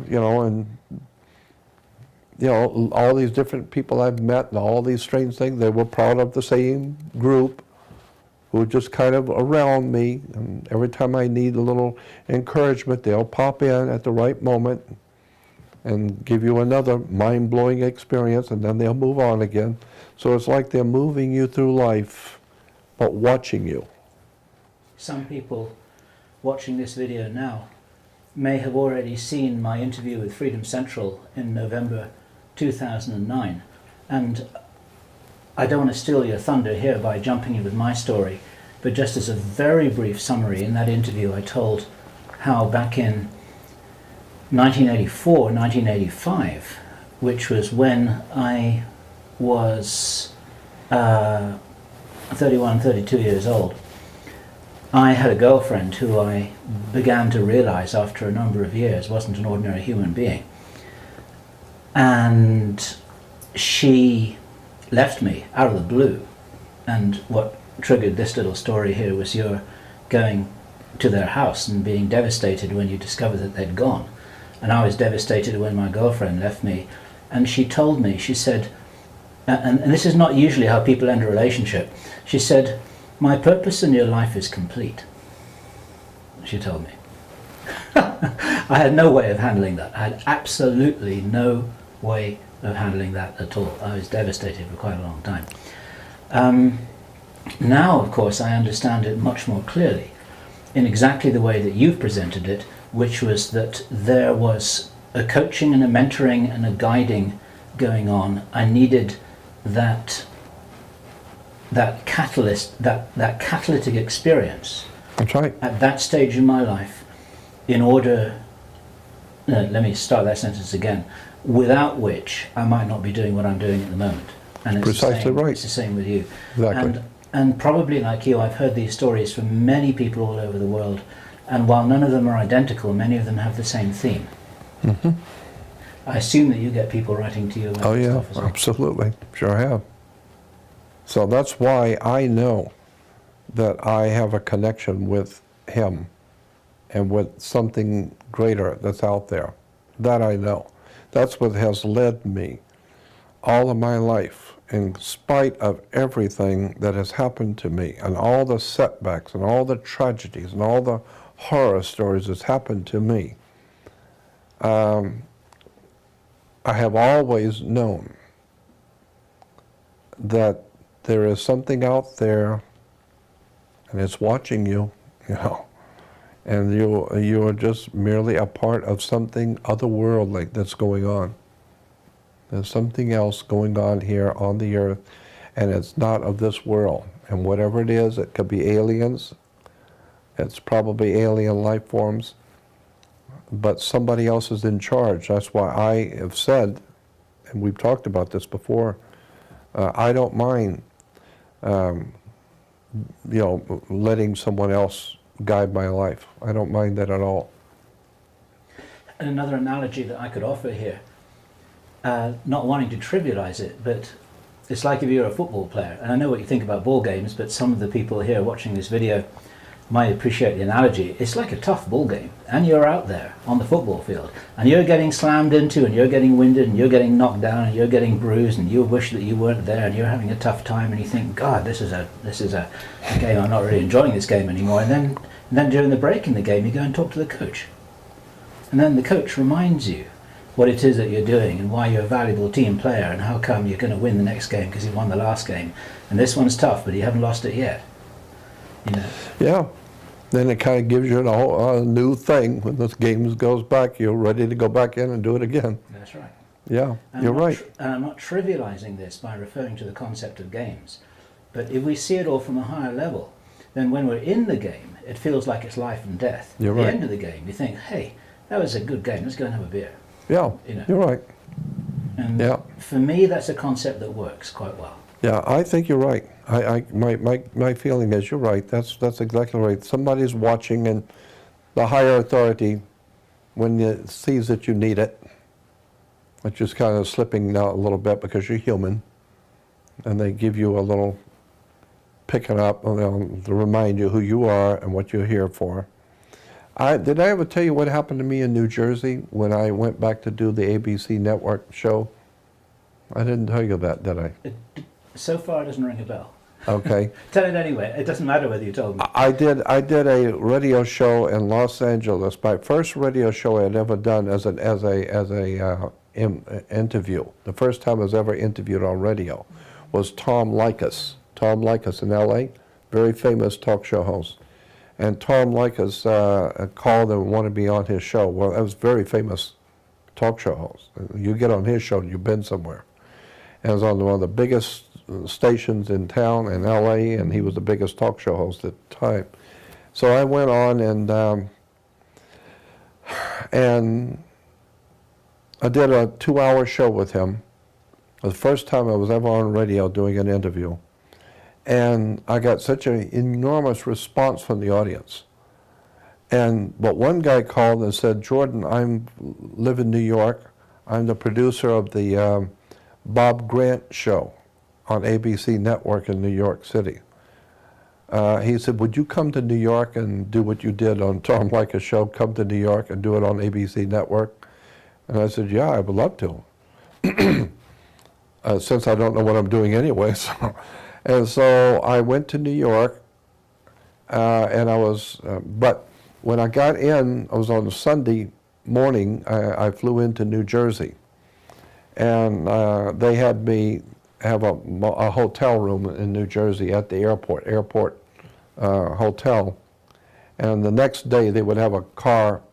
On Monday, I was going to be doing the interview. They were sending a car to pick me up to bring me into New York. And so I was so tired because I hadn't slept for a day or so before. I was nervous. You know, this is only the second time I've ever done a radio interview, and it's ABC Network, New York City, right? And I'm nervous, and I don't know what I was doing, but I figured this is part of who I am, so just grin and bear it. And so I got in the hotel room. I was so tired, I just collapsed on the bed. And I said out loud, I said, am I here by myself doing this, or do I have somebody here that can help me? And all of a sudden, the bed lifted up. And as it began to move around the room, I was startled.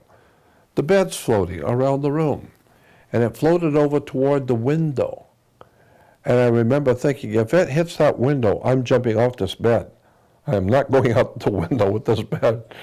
And as it comes to the window, it turned around, and the bed turned completely around, and I'm on it, and I'm looking at this bed turning around, and I'm amazed, but I was startled. I don't know what to think of this. And then the bed turned back around again where it was supposed to, and then sat down.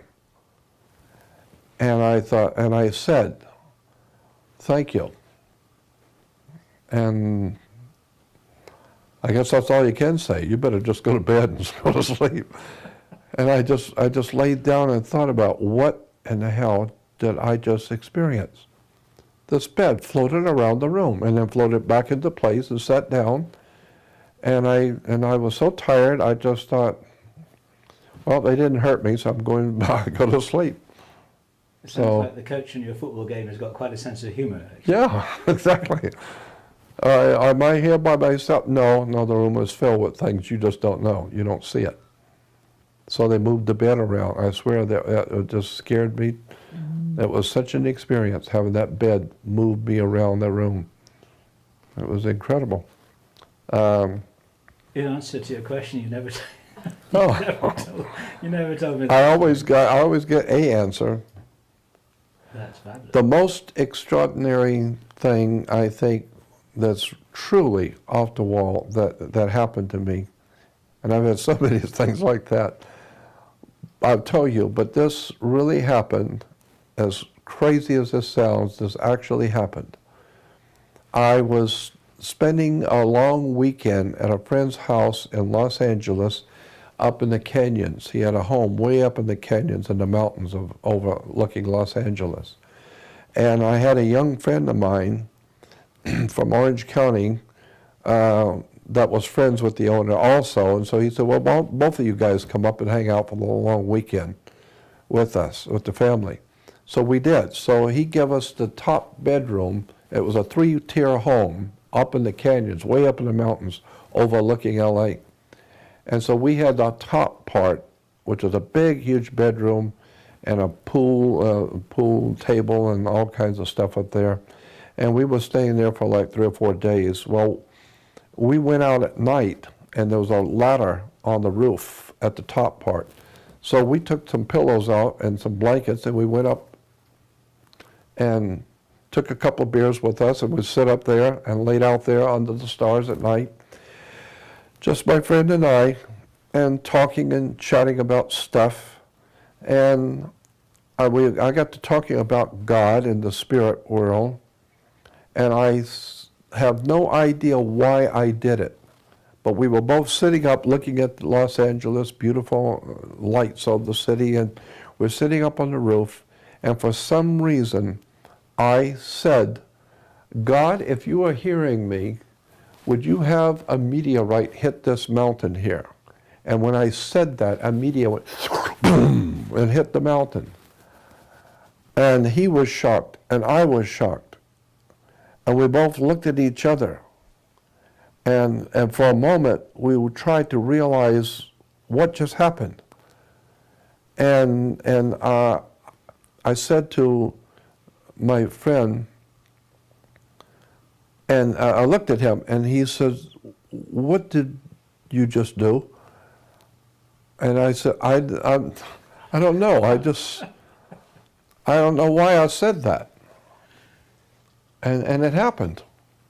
I said, would you hit the mountain with a meteor? And that very moment, boom, it hit.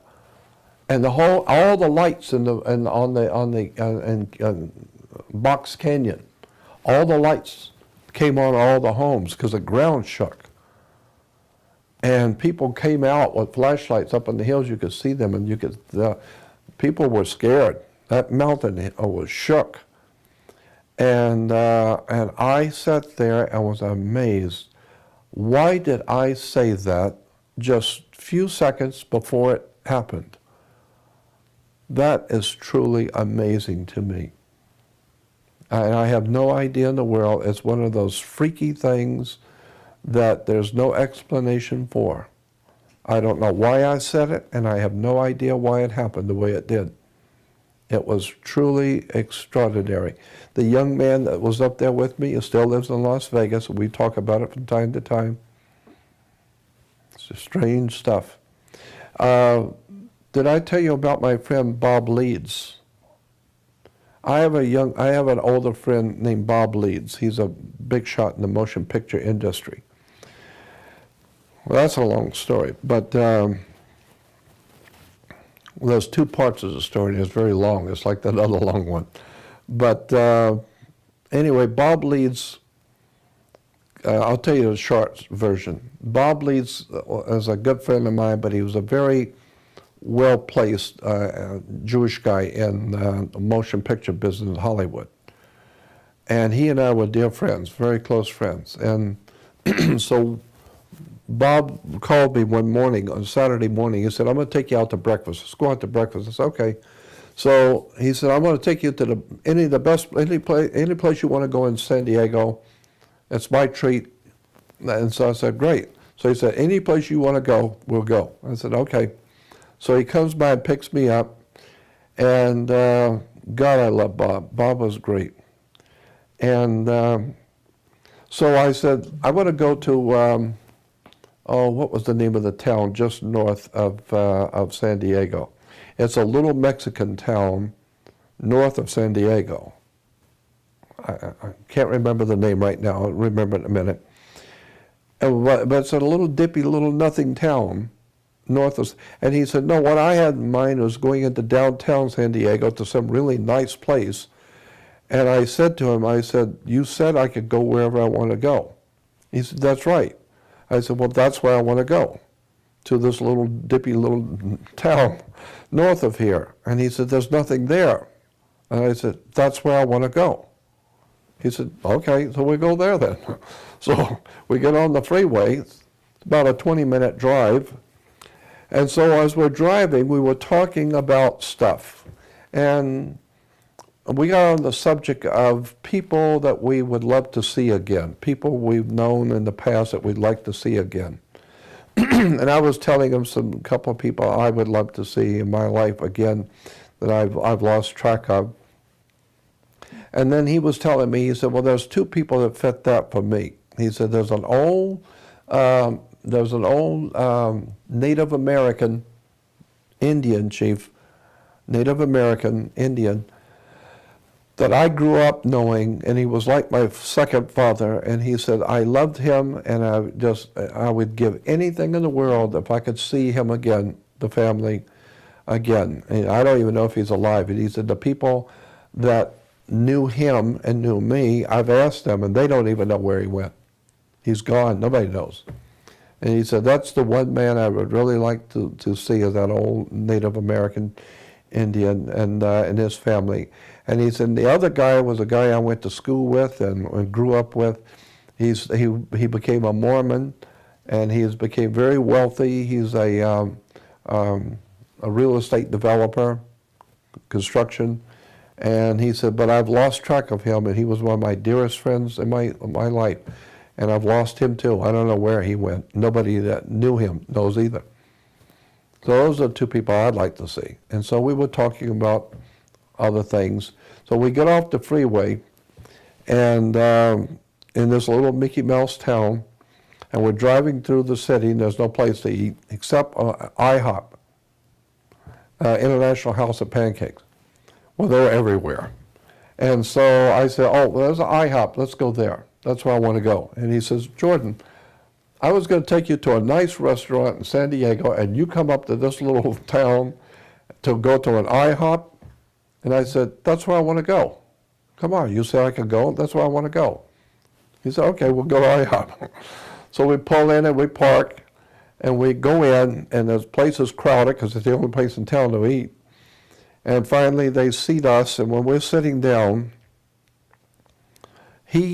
all of a sudden, his whole demeanor changed. I saw something was very, very radically wrong with him. I could tell it in his face. I could tell there's something wrong. And I said, what's going on, Bob? What's wrong? And he said, there's the old man right there, and there's my friend, the contractor, right there. Both of them. That's the old man, and there's my contractor friend. Both of them.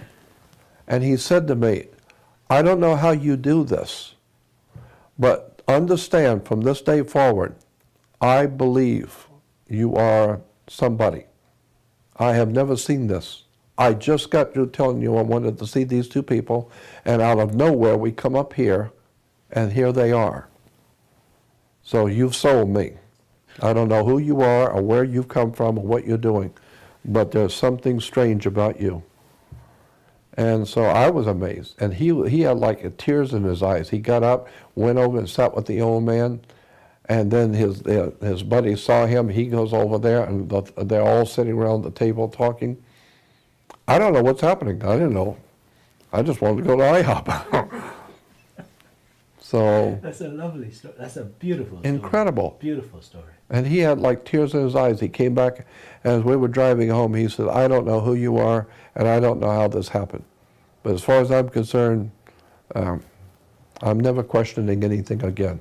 He said, I've had so many strange experiences around you, strange stuff, but today, that took the cake today. I am totally cannot believe what just happened today. The two people in my life I have wanted to see, and you brought me up here to this little town out of nowhere to an IHOP, and there they both were. So, wow. This is the kind of stuff you wouldn't dare write that into a movie. I know.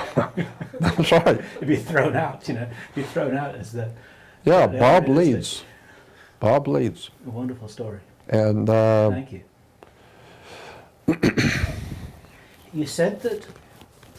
There was something else I was going to tell you, but I can't remember. There's a whole bunch of things you were going to tell us. Oh, yeah, about the reptilian stuff, too. Just for the benefit of the people watching this video here, we're all kind of getting a bit giddy because it's past 3 o'clock in the morning here in Central Europe. And see, I slept late, so I'm full of life right now. Yeah, I see Jordan's doing fine. He's on Los Yeah, Angeles I'm doing time. fine. I'm on a roll, so. He's on LA time. He's just about ready for lunch. But you said that you wanted to tell some more reptilian stories, and one of them is a staggering one which you did tell in your September 2009 interview. And you said you had more. And Oh, yeah. these are significant in my own opinion, because of what you yourself said in the September interview, that it's actually quite important to rescue David Icke from being lampooned as the only person who's, quote, inventing all these stories about reptilians. And you know that these are not inventions, and you have heard many of these stories. I've heard these stories as far back as 1959. And you even brought some of the stories to his attention. That's right. I brought some of these actual stories to his attention, yes. And he was very courageous in coming forth very publicly to make this into a... And I think I even said that. I said that on the stage up in San Jose when David was speaking, and I was too, at a conference. And at the end of the conference, there was a question and answer, in which David was on the stage, and I was too. And I said at that conference, I said, I am totally committed to the fact that there are reptile aliens here on the earth. Of that, there is no doubt in my mind.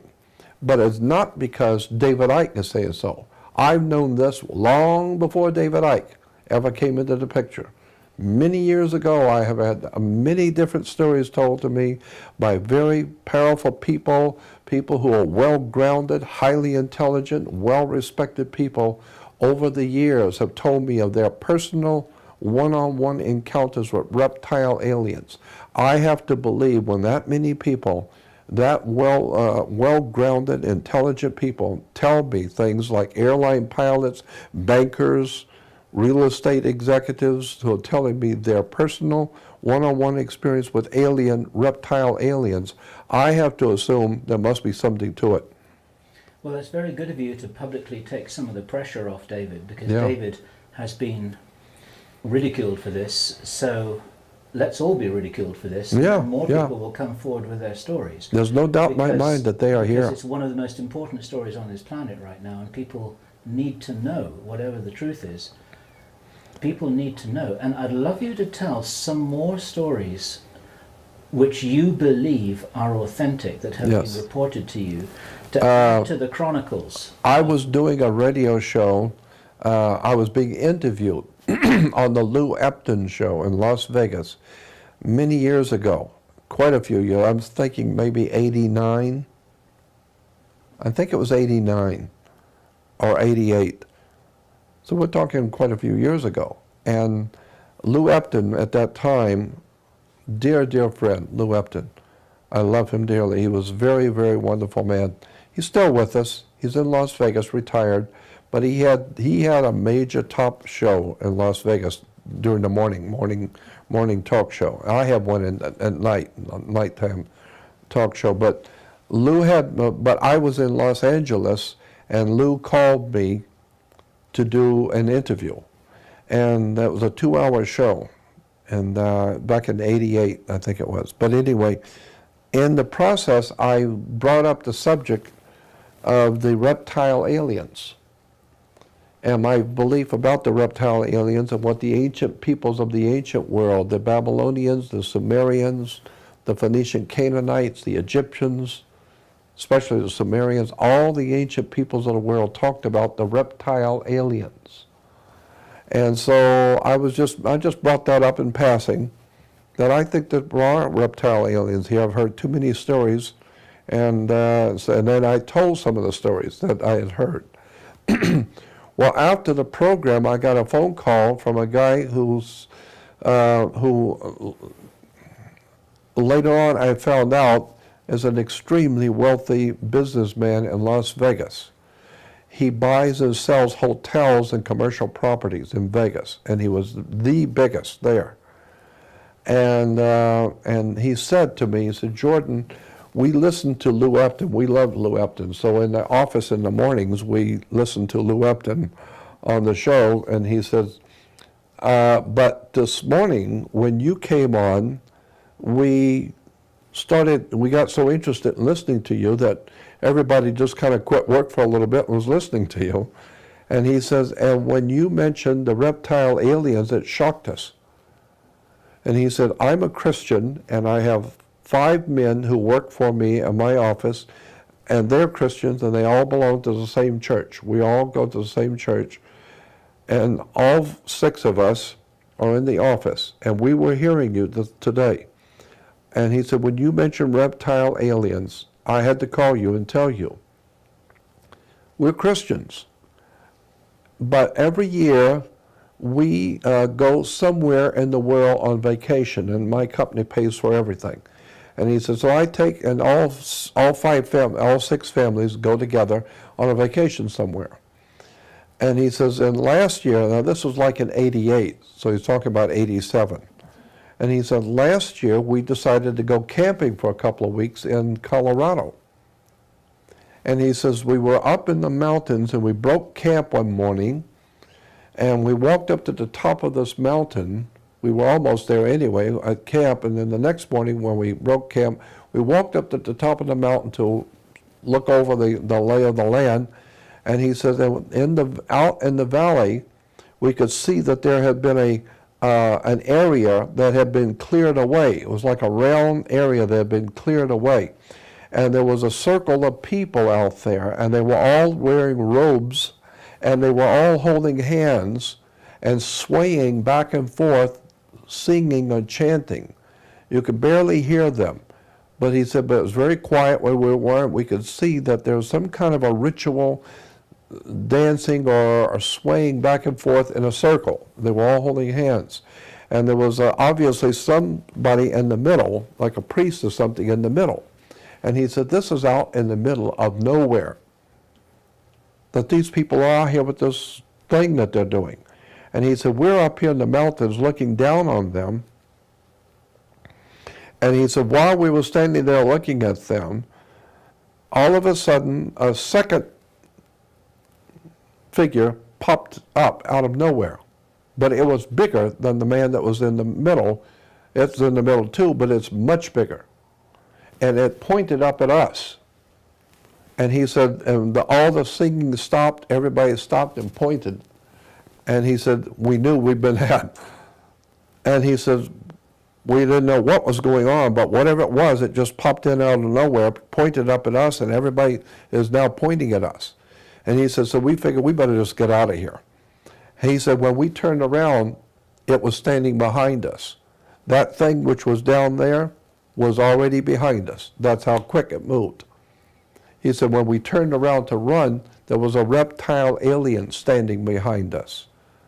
He said this thing was at least 7 to 7.5 foot, to maybe 8 foot tall, had a reptile man's head, but it was a reptile head. It was very muscular, looked like a human body on the ordinary of a human body, but a reptile body, extremely muscular. And he said, and it was looking at us, and he said, it cast some kind of a spell on us so that the children and the women, no one could move. We were like frozen. And he said, and even nobody could say anything, nobody could cry, nobody could run, nobody could do anything. And he said we were staring at it, and it was looking at us, but it had control over us. It had locked us so that we couldn't move, we couldn't scream, we couldn't do anything. And he said, and this thing was gazing at all of us, looking at the children, looking at the women. He said, this reptile alien, and he says, we're just Christians in a church. But we saw a reptile alien. This thing was not of this world. And he said this thing was looking at all of us. And then he said it looked at the men, and the look he gave us, we understood. He didn't say anything, but we knew. He was saying, I'm going to leave you alone. But when I leave here, you better get out of here. And he said, the alien walked over like he was leaving, is gone. Just like they was gone. And he said when he was gone, the moment he was gone, everyone came back to life. And the babies were screaming, the women were yelling, screaming. Everybody came back to life instantly. And he says, we ran like we were totally out of our minds, running back to the cars. We ran down the hill, got in the cars, and the women were screaming, the children were yelling, and he says, and we drove back, and he said it was the most incredible, horrible experience. And he says, all the guys in my office will tell you, we saw a reptile alien in Colorado.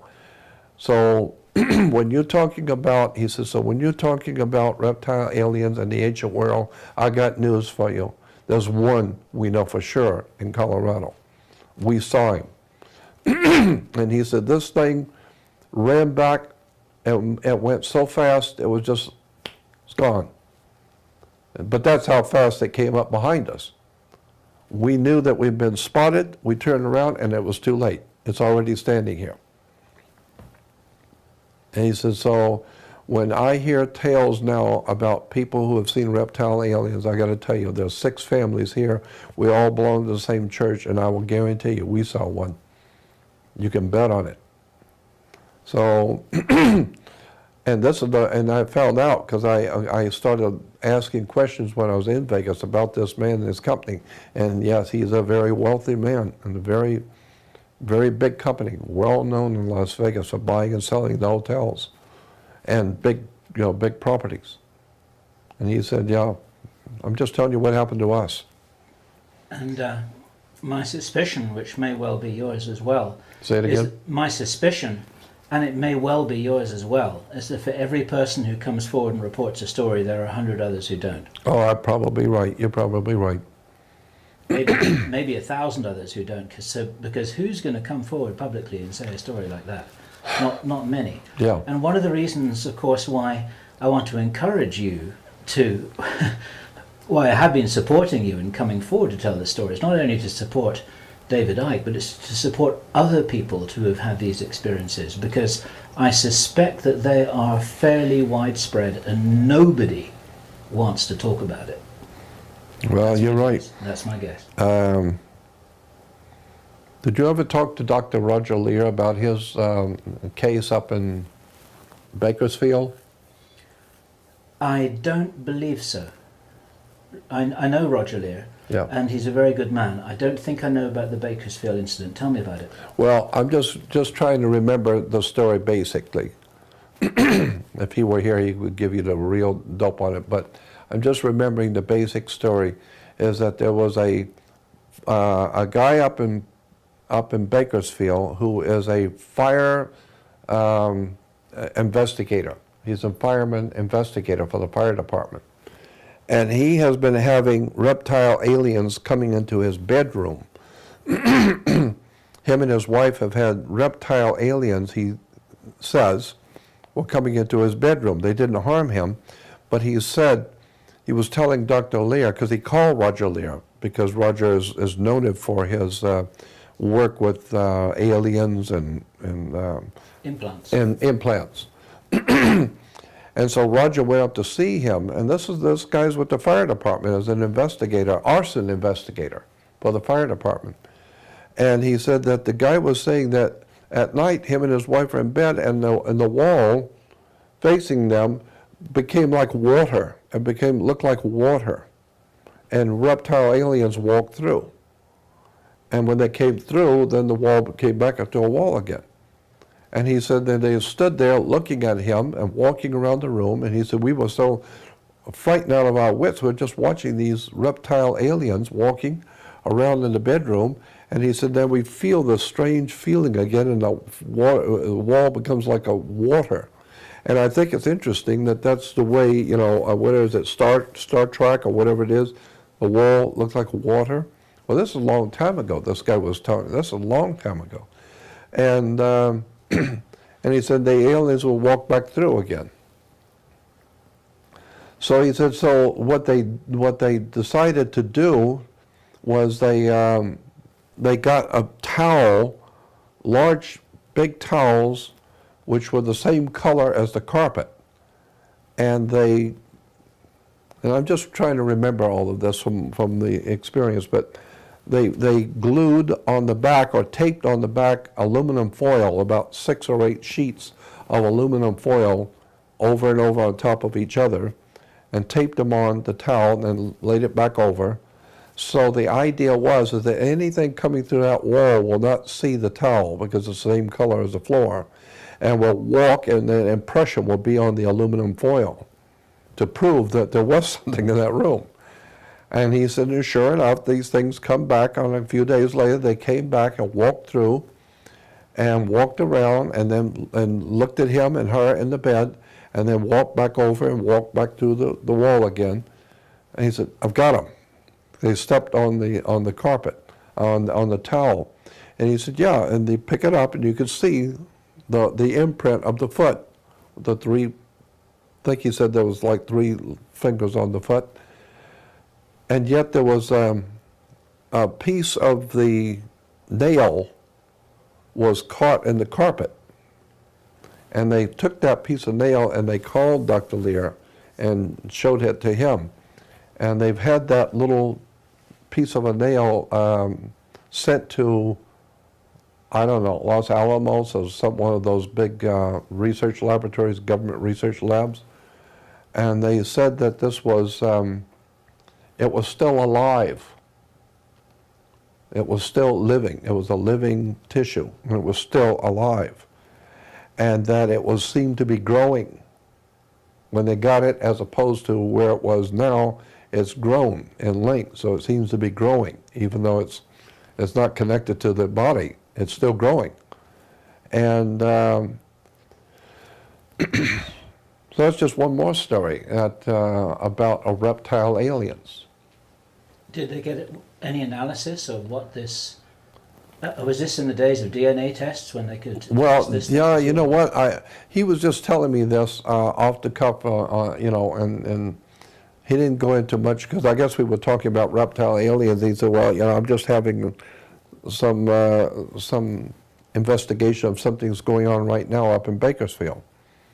But they did get a footprint on the aluminum foil to show that there was something came through the wall, whatever it was.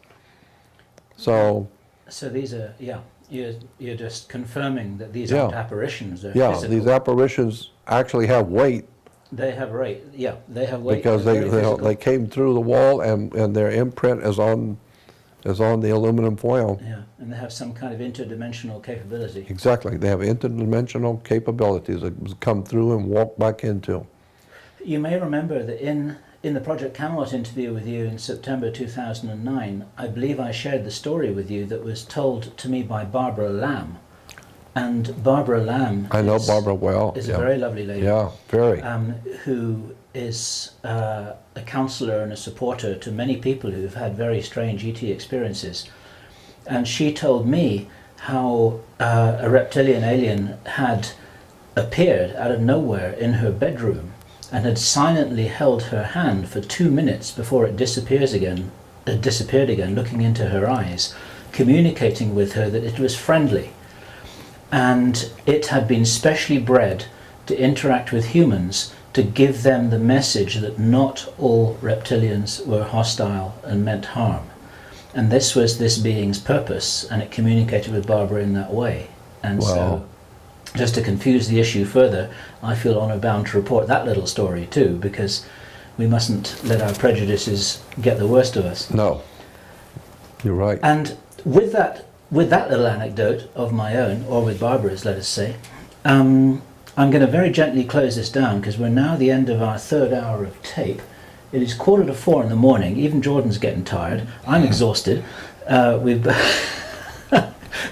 came back from the Vatican just a few days ago. Yeah, we went to the Vatican. And that's another story.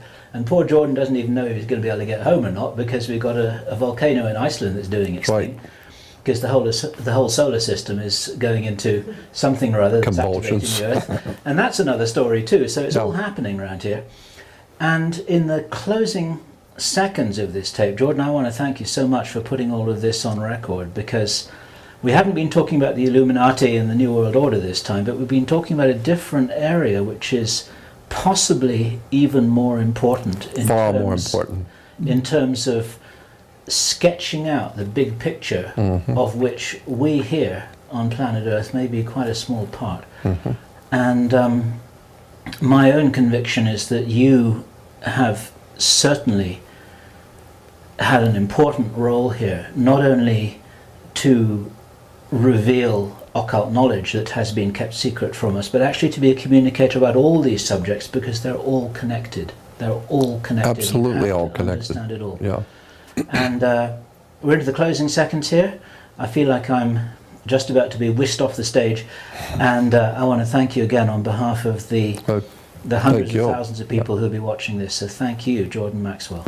Thank you. Been fun. It's a wild ride. No doubt about that.